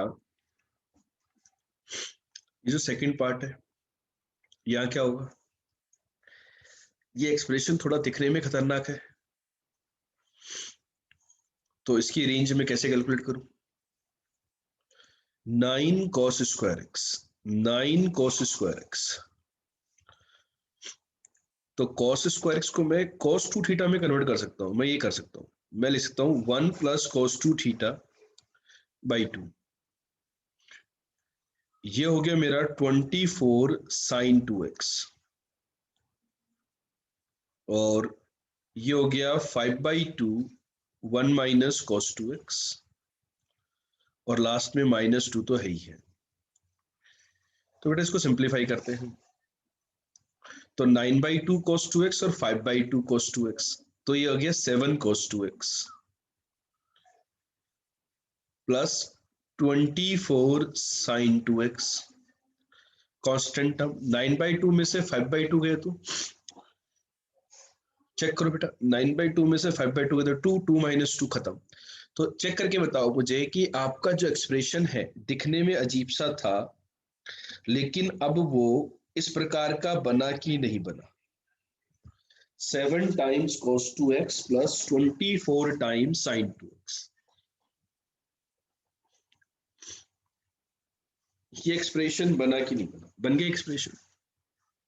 ठीक है, अब क्या होगा? अब वही होगा जो भोलेनाथ चाहेंगे, तांडव होगा। बेटा ये ए है और ये बी है, अब मुझे क्या करना है ए और बी के साथ? भाई यहाँ पर एंगल से नहीं घबराना है, एंगल कुछ भी हो लेकिन सेम होना चाहिए। तो a sine x plus b cos x type का थिंग है या नहीं?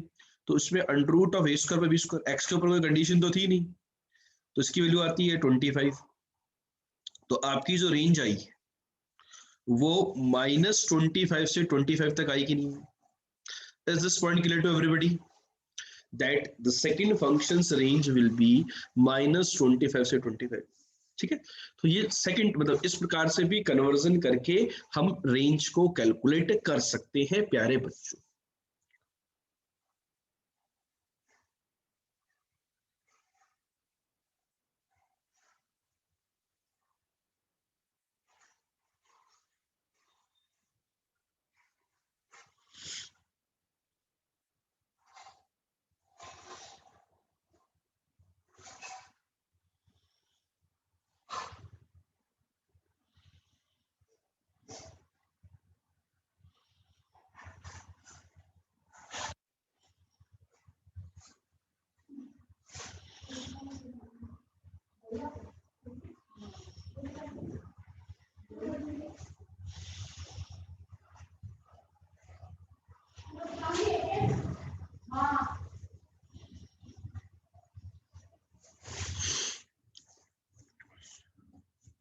ठीक है, चलो थर्ड पार्ट पे चलते हैं।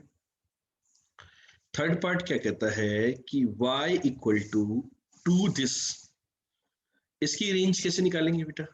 How you will calculate the range?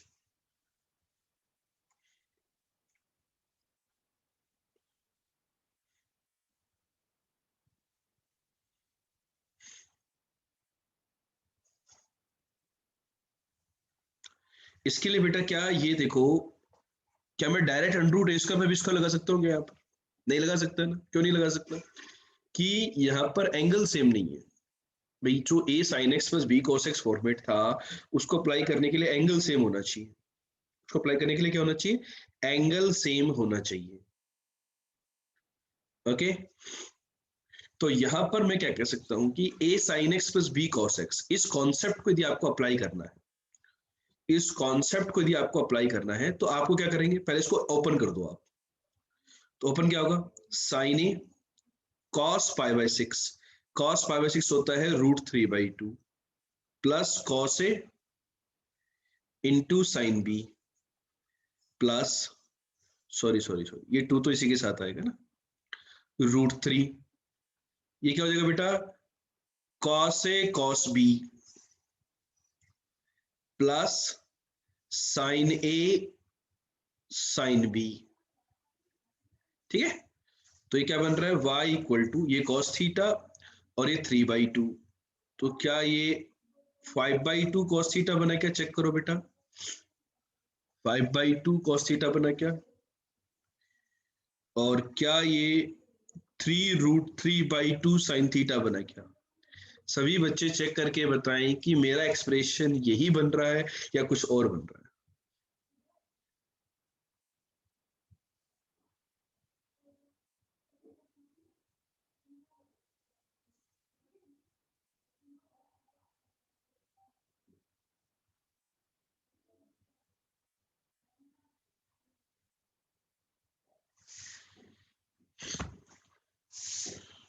यही बना है क्या? क्रॉस चेक करें तो रेंज क्या आएगी? Under root of a square पे बी स्क्वायर की वैल्यू क्या होगी? 25/4, 27/4, 52, 26/2, अंडर रूट 52/2 है ना।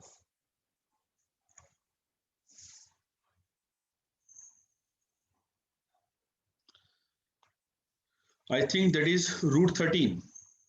Is it root 13? तो range is equal to minus root 13 to plus root 13। तो रेंज के ऊपर जो वेरियस काइंड ऑफ क्वेश्चंस होते हैं, ये हमने सारे टाइप के क्वेश्चन कवर कर लिए हैं। क्योंकि ये रेंज के ऊपर स्पेशली कि range is very important part of the JEE from the trigonometry. Clear है क्या? कोई डाउट? ठीक है, ओके। सो बच्चों, let's talk about the next part, which is the trigonometric equations, the second part of the trigonometry chapter। बच्चों, इसके अंदर क्या होता है ट्रिग्नोमेट्रिक इक्वेशंस में, जैसे नॉर्मल अपनी जो इक्वेशंस होती हैं वैसे ही सॉल्यूशंस के बारे में हम बात करेंगे कि एक इक्वेशन इन्वॉल्विंग वन और more trigonometric ratios of a known angle is called trigonometric. जैसे sin x equal to half हो गया, cos x plus sin x equal to root 3 root 2 हो गया। तो जैसे sin x equal to half के यदि मैं सॉल्यूशन की बात करूं तो क्या होंगे, x equal to pi by 6, 5 pi by 6। तो ये जो सॉल्यूशंस आते हैं ये ट्रिग्नोमेट्रिक इक्वेशन के सॉल्यूशन आ गए। अब क्या होता है, जो जनरल इक्वेशन जो होती थी अपनी पॉलिनोमियल इक्वेशंस वगैरह होती थी, वहां पर सॉल्यूशन फिक्स होते थे, फाइनाइट होते थे।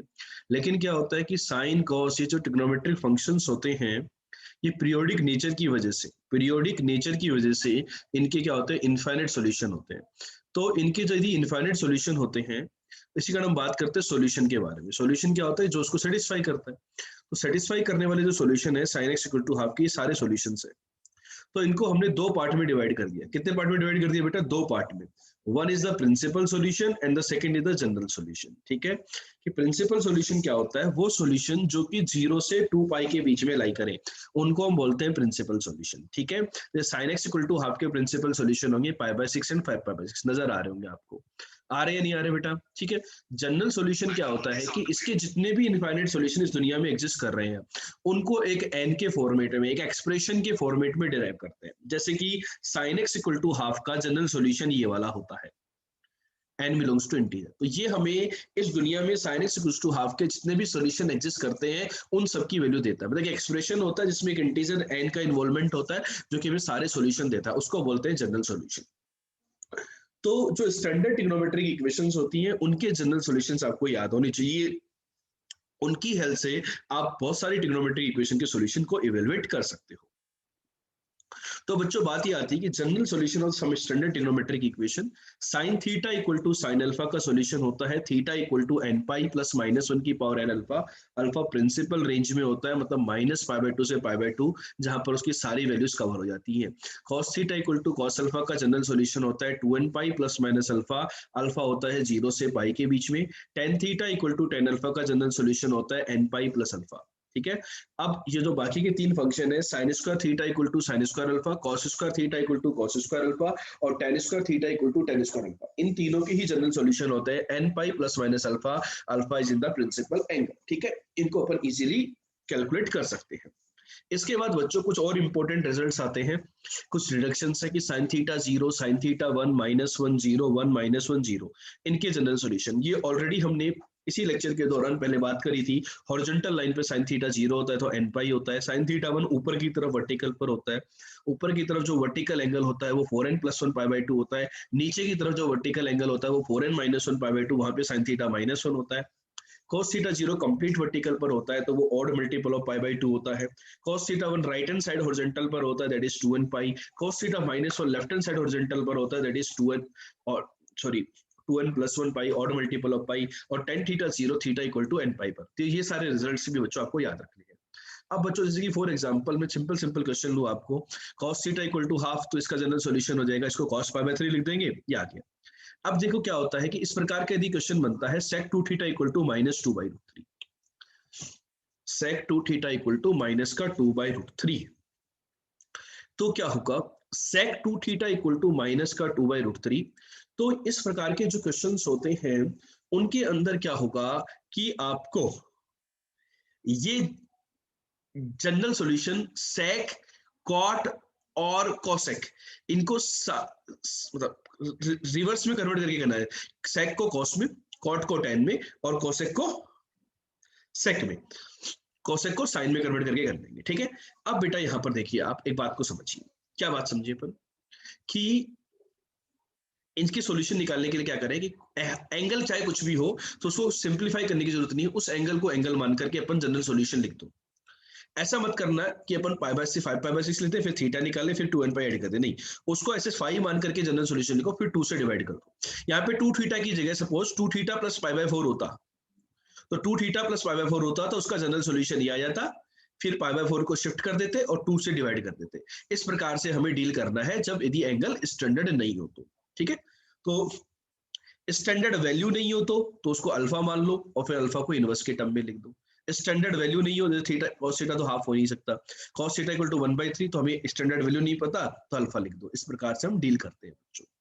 ठीक है, यहाँ पर बच्चों मैं आपको बता दूं कि जैसे कि ये जो 8th वाला क्वेश्चन है आपको दिख रहा होगा स्क्रीन के ऊपर, tan 3x minus tan 2x upon 1 plus tan 3x into tan 2x equals to 1। यहाँ पर अपन ये फॉर्मूला लगाते हैं, tan x इक्वल टू 1 को सोल्व कर लेते हैं, a माइनस बी का फॉर्मूला लगेगा tan a minus tan b, तो ये 3x माइनस 2x x1 के सोल्व करने पर ये आया। हम खुश हो जाते हैं कि हमारा आंसर ये आ गया, ऑप्शन ए में यही मिलता है।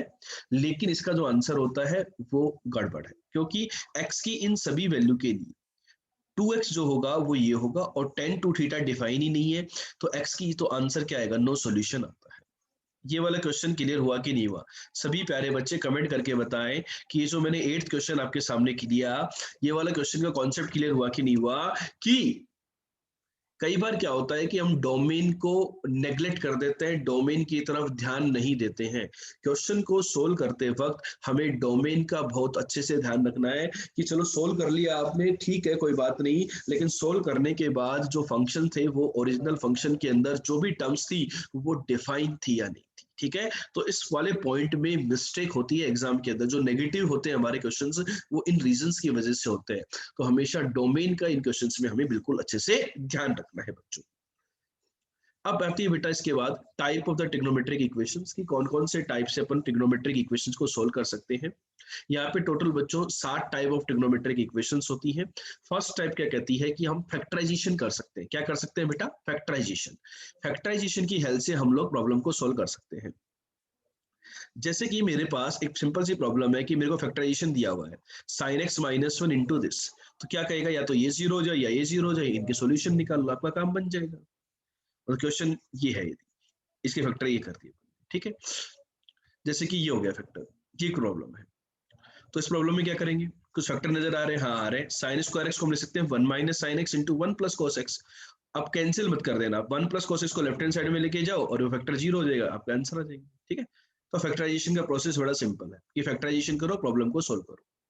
फिर बच्चों इसके बाद आती है टाइप 2 प्रॉब्लम। टाइप 2 प्रॉब्लम क्या होती है कि ट्रिग्नोमेट्रिक इक्वेशंस को हम क्वाड्रेटिक में कन्वर्ट करते हैं। किस में कन्वर्ट करते हैं? क्वाड्रेटिक के अंदर।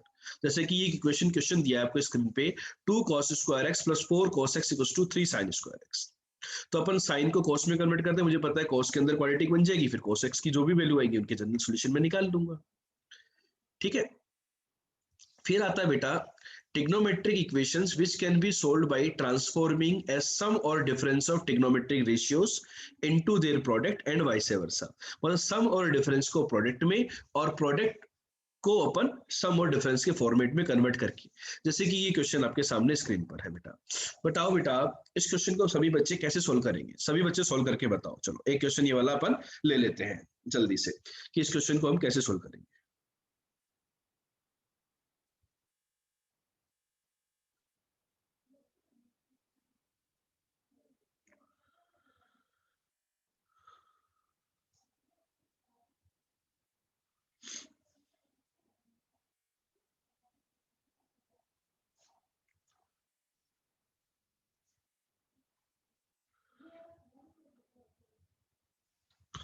क्या करेंगे बेटा? देखो यहां पर देखो sine c minus sine d लगा देता हूं मैं। साइन सी प्लस साइन डी क्या होता है? 2 times cos c plus d by 2 into sine minus x आएगा क्या बच्चों? तो एक तो आ गया कॉस 3x इक्वल टू 0 और एक आ गया sine x equal to half. ये बच्चों दो रिजल्ट आपके आए या नहीं आए, जल्दी से मुझे बताओ। एक तो आया cos 3x इक्वल टू 0 और एक आया sin x equal to half. cos 3x equal to 0 और एक आया sin x equal to half आए। तो क्या होगा, cos 3 theta equal to 0, cos 3 theta equal to 0। तो cos 3 थीटा इक्वल टू 0, तो cos थीटा 0 का होता है 2n प्लस 1 पाई बाई 2। तो x equal to 2n plus 1 pi by 6, और यहां क्या होगा, x equal to n pi plus -1 की पावर m पाई बाई 6। इस प्रकार से यू समझ में आया कि नहीं आया कि अपन इसको इस तरीके से कन्वर्ट कर सकते हैं सम और डिफरेंस को प्रोडक्ट में, और वहां से फैक्टराइजेशन वगैरह, मतलब फैक्टराइजेशन और क्वाड्रेटिक तो बहुत ही फंडामेंटल टाइप है, वो तो मतलब लास्ट में काम में आता ही आता है। फैक्टराइजेशन तो हर जगह होता ही होता है लास्ट में प्रॉब्लम को सोल्व करने के लिए। क्लियर है? Is this clear to everybody? Type 3 is clear? कोई डाउट, कोई समस्या? ठीक है। अब जैसे कि बेटा यहाँ पर अपन ऐसा कर सकते हो कि क्वेश्चंस मैं आपको दे रहा हूँ, आपको आप कर लेना घर पे। साइन थीटा प्लस साइन सी प्लस साइन डी लगा दो, इसको इधर ले जाएं, इसको इधर ले जाएं, यहाँ पर इसमें लगा दें, ठीक है, इन दोनों में लगा दें साइन सी प्लस साइन डी, तो साइन 2x कॉमन आ जाएगा। यहाँ पे इसको लिख देंगे sign 2x into cos 2x, तो वहां से इस प्रकार के क्वेश्चन यहाँ पे बन सकते हैं। बेटा ये आता है product of trigonometric ratios into their sum और डिफरेंस। ये तो वही टाइप हो गया जो अभी अपन बात कर रहे थे, मतलब वही टाइप 3 के अंदर उसका रिवर्स, उसी का रिवर्स कि भाई अभी हमने प्रोडक्ट के अंदर करके कन्वर्ट कर सकते हैं। पहले वो अभी बात करी कि प्रोडक्ट को अपन ने सम और डिफरेंस को प्रोडक्ट में, और रिवर्स वाला मतलब प्रोडक्ट को सम और डिफरेंस के अंदर कन्वर्ट कर सकते हैं। जैसे क्वेश्चन आपके सामने, इसको अपन ने सिंप्लीफाई किया, सिंप्लीफाई करने पे ये आ गया। अब इसको प्रोडक्ट में कन्वर्ट कर दिया, सम की वजह से सोल्व नहीं कर पा रहे थे तो प्रोडक्ट में कन्वर्ट कर दिया, प्रोडक्ट को सम और डिफरेंस में कन्वर्ट कर सकते हैं, यहाँ से सॉल्यूशन अपने निकाल सकते हैं। अब इंपॉर्टेंट टाइप जो है वो अगले टाइप है बेटा, टाइप 5। टाइप 5 की प्रॉब्लम क्या कहती है, ये स्पेसिफिक टाइप है कि यदि a sin x plus b cos x equals to c, a sin x plus b cos x equals to c, यदि इस टाइप का क्वेश्चन आता है, मतलब इस टाइप का एक्सप्रेशन आता है, और जहां पर a b c कैसे नंबर है, रियल नंबर, तो इस प्रकार की इक्वेशंस को हम कैसे सोल्व कर सकते हैं? These can be solved by dividing both sides of the equation. These can be solved by dividing both sides of the equation by under root of a square plus b square. यदि मैं इस complete को under root of a square plus b square से divide कर दूं तो मेरा काम बन जाएगा। मतलब जैसे कि क्या है क्वेश्चन, तो इसको अपन क्या करें, √5 से डिवाइड कर दो, तो √5 से डिवाइड करने के बाद 1/√5 को कुछ मान लो, तो यहाँ पर एक सिंगल फंक्शन बन गया cos of x minus alpha equal to 1। cos theta equal to 1 का सोल्यूशन पता है, तो यहाँ से आपका सोल्यूशन आ जाएगा। तो इस प्रकार के क्वेश्चंस को अपन under root of a square पर b स्क्वायर से डिवाइड करके सोल्व करते हैं। वही जो रेंज वाला जो कॉन्सेप्ट है वैसे ही सोल्व किया जाएगा a sin x plus b cos x equals to c type की प्रॉब्लम। ठीक है। अब बच्चों एक क्वेश्चन यहाँ पर ये भी आता है कि जो a sin x plus b cos x equals to c type की प्रॉब्लम है, बहुत बच्चे बोलते हैं कि सर मैं साइन थीटा और cos थीटा के फॉर्मूले लगा दूं tan के हाफ एंगल में। भाई साइन थीटा होता है 2 tan theta by 2 upon 1 plus tan square theta by 2, और cos थीटा होता है 1 minus tan square theta by 2 upon 1 plus tan square theta by 2। यदि मैं इनको इनके हाफ एंगल के फॉर्मूला में कन्वर्ट कर दूं तो अभी तो मैं प्रॉब्लम को सोल्व कर पाऊंगा, हाँ कर सकता हूं। तो उस प्रकार से भी हम प्रॉब्लम को सोल्व कर सकते हैं, जैसे कि आपके सामने यहाँ पर ये दिख रहा है कि 3 cos x plus 4 sin x equal to 5 दिख रहा है। तो यहाँ क्या होगा कि cos थीटा ये है, sin थीटा ये है, इक्वेशन 1 इसको पुट कर देंगे अपन, कर दिया, तो यहाँ पे sin theta tan theta by 2 को t वगैरह मान लो, तो t की वैल्यू आ गई, तो वहां से अपन सोल्व कर लेंगे। चमका कि नहीं चमका? तो अपन a sin x plus b cos x equal to c की प्रॉब्लम को सोल्व करने के दो तरीके होते हैं। अब बात ये आएगी बच्चों कि हम कौन सा मेथड एग्जाम के अंदर यूज में लेंगे, तो डिपेंड करता है कि सॉल्यूशन किस फॉर्मेट में गिवन है। ठीक है, उस प्रकार से हम लोग फॉर्मेट यूज में लेते हैं। इसके बाद बच्चों आता है टाइप 6। टाइप 6 के अंदर क्या होता है, एक पॉलिनोमियल होता है कि भाई sin x plus minus cos x का टर्म होता है, और एक sin x into cos x। sin x into cos x नहीं हो तो कई बार sin 2x भी गिवन होता है। यदि इस प्रकार के पॉलिनोमियल फॉर्मेट में हो तो उस प्रॉब्लम को कैसे सोल्व करें। जैसे यहाँ पे देखो आप, sin 2x है, sin x है, cos x है, मतलब basically sin plus minus cos x है ना, sin की टर्म को राइट साइड में ले जाओ या cos की टर्म को लेफ्ट हैंड साइड में ले आओ, तो sin x plus cos x या sin x minus cos x, और एक sin 2x या sin x into cos x का प्रोडक्ट। इस प्रकार की यदि एक्सप्रेशन वाला क्वेश्चन होता है तो उसको सोल्व करने का बेटा सिंपल सा तरीका है कि sin x plus minus cos x को t मान लो और उसका स्क्वायर कर दो। हम sin x plus minus cos x का स्क्वायर कर रहे हैं, ओरिजिनल गिवन ट्रिग्नोमेट्रिक इक्वेशन का स्क्वायर नहीं कर रहे। तो ये जो एग्जांपल मैंने लिया हुआ है 21, बेटा इसको सोल्व करके बताओ एक बार, सभी बच्चों को ये बात चमक रही है नहीं चमक रही, जल्दी से फास्ट।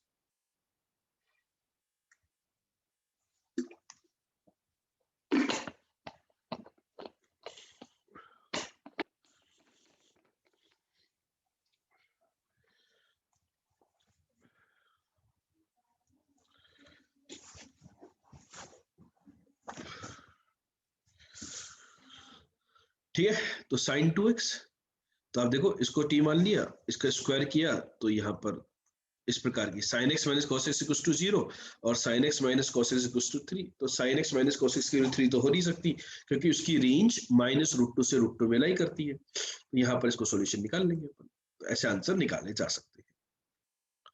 फिर बेटा एक लास्ट टाइप आता है कि trigonometric equations which can be solved, trigonometric equation which can be solved by the use of boundness of the trigonometric ratios, कि ऐसी trigonometric equations जिनको हम boundness of the trigonometric ratios, जो sin x और cos x है, ऐसे trigonometric ratios जिनकी boundness की हेल्प से हम प्रॉब्लम को सोल्व कर पाए।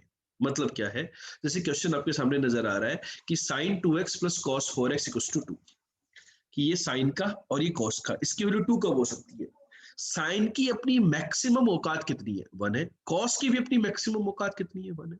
यहाँ पर एंगल अलग अलग होंगे, यदि एंगल सेम होते तो हमें पता है कि ये 2 कभी नहीं हो सकता था, क्योंकि sign theta plus cos theta की रेंज -√2 से √2 के बीच में लाई करती है। ठीक है, तो यहां पर बच्चों एक बहुत ही इंपॉर्टेंट बात हुई कि साइन 2 थीटा भी 1 होना चाहिए और कॉस 4 थीटा भी 1 होना चाहिए, और दोनों के बीच में जो सबसे इंपॉर्टेंट बात है कि वो एंड आएगा। एंड का मतलब क्या हुआ कि दोनों के दोनों साइमल्टेनियसली 1 होने चाहिए। मतलब ये हुआ कि बाउंडनेस, बाउंडनेस का मतलब क्या हुआ कि अपनी एक्सट्रीम वैल्यू को अटेंड कर रहे हैं। जैसे कि यहाँ पर इक्वल टू -2 दे देता मैं, तो क्या होता है, साइन 2x भी -1 होना चाहिए एंड कॉस 4x भी -1 होना चाहिए।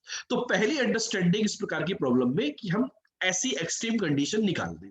दूसरी जो यूज है इस प्रॉब्लम का, मतलब दूसरा जो कॉन्सेप्ट जो आगे हमें बिल्ड करना है इसके ऊपर, वो ये करना है कि जो एंड है उसके आगे हमें कॉमन वैल्यू निकालनी होती है। तो कॉमन निकालने का तरीका है, पहले का सॉल्यूशन निकालो, दूसरे का सॉल्यूशन निकालो। या तो आपको ऑब्जर्वेशन से कॉमन आ जाएंगे, नहीं तो अपन क्या करें, कुछ वैल्यूज लिखते हैं। जैसे n की वैल्यू 0 डालो, π/4, 1 डालेंगे तो 5π/4, 2 डालेंगे तो 9π/4, 3 डालेंगे तो 13π/4 एंड सो ऑन, ये आएंगे। यहाँ पर अपन डालेंगे तो π/2, पाई, 3π/2, 2π। ये और ये कभी भी कोई भी एंगल कॉमन नहीं आएगा, मतलब 5 ऐसा कभी होगा ही नहीं कि इसकी वैल्यू कभी 2 के इक्वल हो जाए।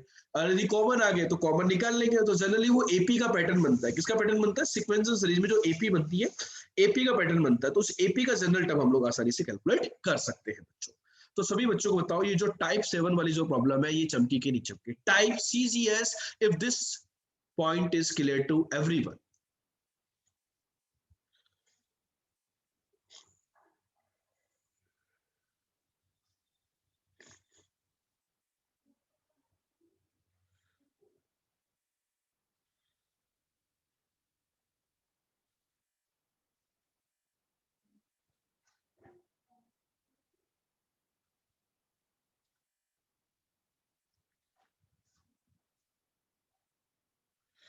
ठीक है, चलो तो बच्चों ये कहानी हुई हमारी यहाँ तक की। तो ये जो देखो, जो ट्रिग्नोमेट्रिक इक्वेशंस का पार्ट है कि अलग अलग टाइप के क्वेश्चंस को अलग अलग फॉर्मेट से हमें सॉल्व करना होता है। तो यहाँ पर देखो, जो याद रखने वाली बात यही है, सबसे इंपॉर्टेंट बात, कि हमें सारे टाइप में क्लियर होने चाहिए कि भाई इस टाइप का क्वेश्चन होगा तो ये अप्लाई करना है। ठीक है, तो यहाँ पर बच्चों कुछ पॉइंट्स और हैं इंपॉर्टेंट पॉइंट, उनके बारे में भी थोड़ा सा डिस्कशन करते हैं कि ट्रिग्नोमेट्रिक इक्वेशंस को अलग अलग मेथड से सोल्व किया जा सकता है। अलग अलग मेथड से सोल्व करेंगे तो अलग अलग सॉल्यूशन आ सकते हैं। मतलब अलग अलग सॉल्यूशन का मतलब क्या है, उनका रिप्रेजेंटेशन अलग अलग हो सकता है, लेकिन वो जो एक्सप्रेशन है जनरल सॉल्यूशन, वो इक्विवेलेंट हो सकते हैं। कि जैसे कोई sin थीटा इक्वल टू 1/2 है, आप ध्यान से समझना, साइन थीटा इक्वल टू 1/2 का सोल्यूशन निकाले, और मतलब अलग अलग सोल्यूशन अलग अलग फॉर्मेट में कन्वर्ट करके सोल्व कर सकता है। तो उसको अपन क्या कर सकते हैं, चेक करने का तरीका ये ऑप्शन में दिया हुआ है कि भाई ये सॉल्यूशन है, ऑप्शन में दिया हुआ ये सॉल्यूशन है। अपन ने एक मेथड से सोल्व किया तो अपना ए ऑप्शन मैच करके, हो सकता है बी भी सही हो, more than one correct type का क्वेश्चन हो जेईई एडवांस के अंदर। तो वहां पर हमें क्या करना हो कि ऑप्शन के अंदर एन की वैल्यूज को सब्स्टिट्यूट करके चेक करो, एन की वैल्यूज को पुट करके चेक करो कि कंटिन्यूस कौन सा वैल्यूज लो, सारे सॉल्यूशन दोनों के मैच कर रहे हैं नहीं कर रहे, as it is. But shifting हो सकती है भाई, एन इक्वल टू 0 पर हो सकता है पहला सॉल्यूशन जो दे रहा है वो दूसरे में एन इक्वल टू 0 पे ना आए, वो एन इक्वल टू 2 पर आए या -1 पर आए, 3 पर आए, लेकिन वहां पर एक पैटर्न, बिल्कुल सेम पैटर्न मिलना चाहिए। ठीक है, तो ये बात हमें ध्यान रखनी है ट्रिग्नोमेट्रिक इक्वेशंस के केस में। दूसरी बात, while manipulating the trigonometric equations, जब आप ट्रिग्नोमेट्रिक इक्वेशंस को मैनिपुलेट कर रहे हो, while manipulating the trigonometric equations, avoid the danger of losing roots। मतलब क्या है कि कई बार अपन कैलकुलेशन में क्या कर देते हैं, एक कॉमन फैक्टर को कैंसिलेशन कर देते हैं दोनों साइड से। जैसे कि tan x equal to sine 2x है, यहाँ sin x से sin x को उड़ा दोगे तो cos x equal to half आ जाएगा, लेकिन हमने sin x इक्वल टू 0 के करस्पॉन्डिंग जो सॉल्यूशन आएंगे उनको तो लूज कर दिया। तो ये सारी कहानी हमें नहीं करनी है। To take the factor out as common factor from all the terms of the equations. ठीक है, इसके बाद बच्चों बात आती है कि while equating one of the factors to 0, take care of the other factor that it should not become infinite। एक फैक्टर को 0 बनाते वक्त ये ध्यान रखना है कि दूसरा फैक्टर इनफाइनाइट नहीं हो जाए। जैसे कि अपनी समझो कि cos x into tan x, जैसे कि मेरे पास sin x इक्वल टू 0 है, तो sin x इक्वल टू 0 का अपना एक सॉल्यूशन होता है x इक्वल टू n पाई। लेकिन कोई बच्चा शाणा परवर्ती का बोले कि सर मैं sin x को cos x into tan x लिख देता हूँ, क्या लिख देता हूँ, cos x into tan x लिख देता हूँ, और मैं बोलूँ कि सर cos x इक्वल टू 0 के सॉल्यूशन निकाल देता हूँ। तो बेटा जब cos x 0 होगा तो उन पॉइंट्स पे tan इन्फिनिटी होता है, इस कारण वो वैलिड नहीं होगा, ध्यान रखना। ठीक है ना, जब cos x 0 होगा तो tan इन्फिनिटी चला जाएगा। ठीक है, तो वो बातें हमें बिल्कुल अच्छे से ध्यान रखनी है। अवॉइड स्क्वायरिंग, स्क्वायरिंग को हमें अवॉइड करना है। स्क्वायरिंग अवॉइड करने से हेट्रोजीनियस सॉल्यूशन, एक्स्ट्रा सॉल्यूशन आ सकते हैं, तो उनको हमें अवॉइड करना है। यदि कुछ भी काम नहीं चल रहा है, बिल्कुल मतलब यहां तक फांसी लग चुकी है गले तक, और मतलब तो प्राण निकलने ही वाले हैं, ठीक है ना, यदि ऐसा सिनारियो हो तो स्क्वायर करना है ट्रिग्नोमेट्रिक इक्वेशंस के केस में, अदरवाइज नहीं करना। आप देख सकते हो बेटा, sine theta plus cos theta equal to 1 है, इसको स्क्वायर करने पर मेरे पास ये सॉल्यूशन आए, तो थीटा इक्वल टू पाई और 3 पाई बाई 2, इसको पुट सेटिस्फाई नहीं कर रहे, पाई पर देखो इसको नहीं कर रहे लेकिन इसको करते हैं पाई पर, इस कारण दिक्कत आ जाती है। ठीक है, और यदि फांसी लगी चुकी है, फांसी लगने वाली है, प्राण निकलने वाले हैं और हम स्क्वायर कर ही दे रहे हैं बचाव के तौर पर, तो वहां पर आपको क्या होता है कि जो भी सॉल्यूशन ऑब्टेन्ड हो, उनको जो भी ओरिजिनल इक्वेशन हो, स्क्वायर करने से पहले जो इक्वेशन होती है उसमें क्रॉस वेरीफाई करना अति आवश्यक है, क्रॉस वेरीफाई करना बहुत इंपॉर्टेंट। ठीक, कुछ और अदर रिस्ट्रिक्शंस है, नेसेसरी रिस्ट्रिक्शंस है कि जब इक्वेशन के अंदर tan sec हो तो cos x not equal to 0, मतलब ये जो कंडीशंस थी डोमेन वाली, इनका ध्यान रखना है। log अपीयर हो तो अंदर वाले फंक्शन को पॉजिटिव करना है, log को positive base not equal to 1। Under root के अंदर फंक्शन को पॉजिटिव करना है, अंडरूट को मोड से ओपन करना है, प्लस माइनस साइन थीटा से ओपन नहीं करना है। ठीक है, further, students are advised to check the whether all the roots obtained by them satisfy the equation and lie in the domain of the variable of the given equation।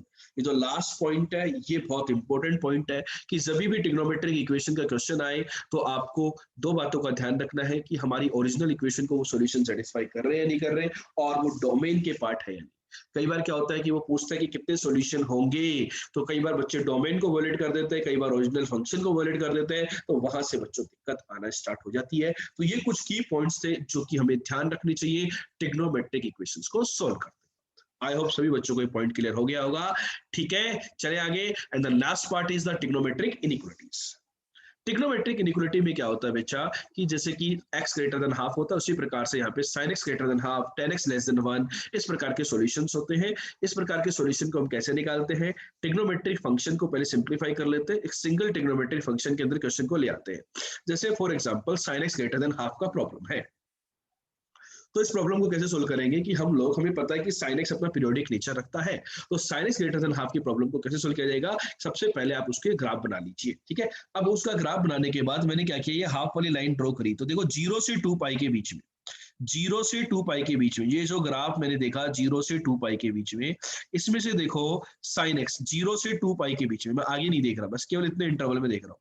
तो 0 से 2 पाई के बीच में कौन सा पोर्शन है जहां पर साइन एक्स हाफ से ज्यादा है? इस वाले पोर्शन में है हाफ से ज्यादा, पाई बाय 6 से 5 पाई बाय 6, पाई बाय 6 से 5 पाई बाय 6 तक।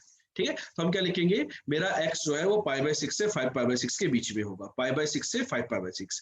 अब फिर उसमें एक जनरल 2n पाई ऐड कर दो, साइन कॉस सेक कॉसेक में जनरल सॉल्यूशन में 2n पाई ऐड करेंगे और tan और cot में n पाई ऐड करेंगे, क्योंकि tan और cot पाई के बाद पीरियोडिक होते हैं और बाकी के जो 4 फंक्शन होते हैं वो 2 पाई के बाद पीरियोडिक होते हैं। तो उनमें 2n पाई और उनमें पाई n पाई ऐड करते हैं, 2n पाई और n पाई। बात समझ में आई कि नहीं आई? ये पॉइंट क्लियर हुआ कि नहीं हुआ बच्चों? ठीक है, अब जैसे कि बच्चों यहाँ पर एक प्रॉब्लम और आती है, उस प्रॉब्लम के बारे में मैं थोड़ा सा डिस्कशन कर लेता हूँ। जैसे प्रॉब्लम आती है sine x less than half, तो लेस देन हाफ का सॉल्यूशन आप लोग लिखते हैं कि x belongs to 0 to pi by 6 union, चलो मैं इक्वल टू भी ले लेता हूं, तो यहाँ पे भी क्लोज यूनियन 5 पाई बाय 6 से 2 पाई। ये तो इंटरवल होते हैं, यदि मैं 0 से 2 पाई लेता हूं, 0 से पाई बाय 6 और 5 पाई बाय 6 से 2 पाई। फिर मैं सॉल्यूशन 2n पाई ऐड कर देता हूं, मैं 2n पाई से लेकर के 2n पाई, हर जगह 2n पाई ऐड होता है बेटा जनरल सॉल्यूशन के अंदर, 2n pi plus 5 pi by 6, sorry pi by 6 union 2n pi plus 5 pi by 6 से कॉमा 2n पाई प्लस 2 पाई, ये आ जाता। तो यहाँ पर जब भी मल्टीपल इंटरवल्स आते इस प्रकार से लिखने के लिए, तो उनको सिंगल इंटरवल में भी कन्वर्ट किया जाता है शिफ्टिंग के दौरान। देखो वो क्या कहती है शिफ्टिंग, कि आप 5 पाई बाय 6 से लेकर के यहाँ तक का इंटरवल लो, ये होता है आपका 13 पाई बाय 6। तो sine x less than half आ रहा नहीं आ रहा है इस इंटरवल में? आ रहा है। तो अपन सॉल्यूशन को ऐसा ले सकते हैं कि 2n pi plus 5 pi by 6 से 2n pi plus 13 pi by 6। ऐसा मैंने कैसे किया, एक ही इंटरवल में कैसे लिख दिया बेटा? देखो एक इंटरवल में मैंने ऐसे लिख दिया कि यहां पर देखना 5 पाई बाय 6 से लेकर के 2 पाई तक, तो आप यहां पर भी ले रहे थे, और 0 से पाई बाय 6 तक की जो वैल्यू थी वो मैंने आगे शिफ्ट कर दी 2 पाई से 13 पाई बाय 6 में। तो ऐसे कंटिन्यूस इंटरवल में सारी वैल्यू कवर होगी। जैसे कि आप इंटरवल देखो पाई बाय 2 से लेकर के 5 पाई बाय 2 तक, ये 2 पाई लेंथ का एक इंटरवल है, इसके अंदर मैंने sine theta less than half के सॉल्यूशंस को इंक्लूड कर लिया है, कवर कर लिया है। Sine theta less than half के सॉल्यूशंस को मैंने क्या कर लिया है, इंक्लूड कर लिया है और कवर कर लिया है, कि साइन थीटा यदि हाफ से छोटा होगा तो उसके सॉल्यूशंस किस प्रकार के होंगे। ये बात क्लियर हुई कि नहीं? ठीक है, तो यहां पर हमें इनको sine theta less than half इस प्रकार के जो सॉल्यूशंस आएंगे उनकी बात करने के लिए हम इस प्रकार की कहानी के बारे में चर्चाएं कर रहे हैं। ठीक है, क्लियर हो गई बात? ये पॉइंट क्लियर हुआ क्या, कि मल्टीपल इंटरवल्स को सिंगल इंटरवल में कन्वर्ट करके हम लिख सकते हैं। तो ट्रिग्नोमेट्रिक इक्वेशंस के क्वेश्चन को सोल्व करने का फंडामेंटल रूल है कि आप पहले इसको सिंप्लीफाई कर लो, सिंगल ट्रिग्नोमेट्रिक फंक्शन के अंदर जब प्रॉब्लम आ जाए तब उसको क्या करना, उसका ग्राफ बना लो और उसके रेंज के अकॉर्डिंग ग्राफ के अंदर कट करके आप 0 से 2 पाई में सॉल्यूशन निकाल लो, और उसके अंदर 2n पाई या n pi corresponding depending upon the trigonometric function हम ऐड करके उसका यूनियन इंटरवल लिख सकते हैं, क्योंकि इनफाइनाइट इंटरवल्स आते हैं due to the periodicity of the trigonometric functions बच्चों। ठीक है बच्चों, आई होप आप सभी को ये जो चैप्टर है ट्रिग्नोमेट्रिक वाला ये क्लियर हो गया होगा। आप हमसे इन मीडियम के थ्रू कांटेक्ट कर सकते हैं, call, website and Telegram channel. हमारे जितने भी फ्री वीडियोस है वो टेलीग्राम चैनल पे अपडेट होते हैं, आप उनको देख सकते हैं। तो आपको ये वीडियो पसंद आया तो like the video, subscribe the channel, share the video and bell icon पे क्लिक करें ताकि आपको नोटिफिकेशन मिलते रहे।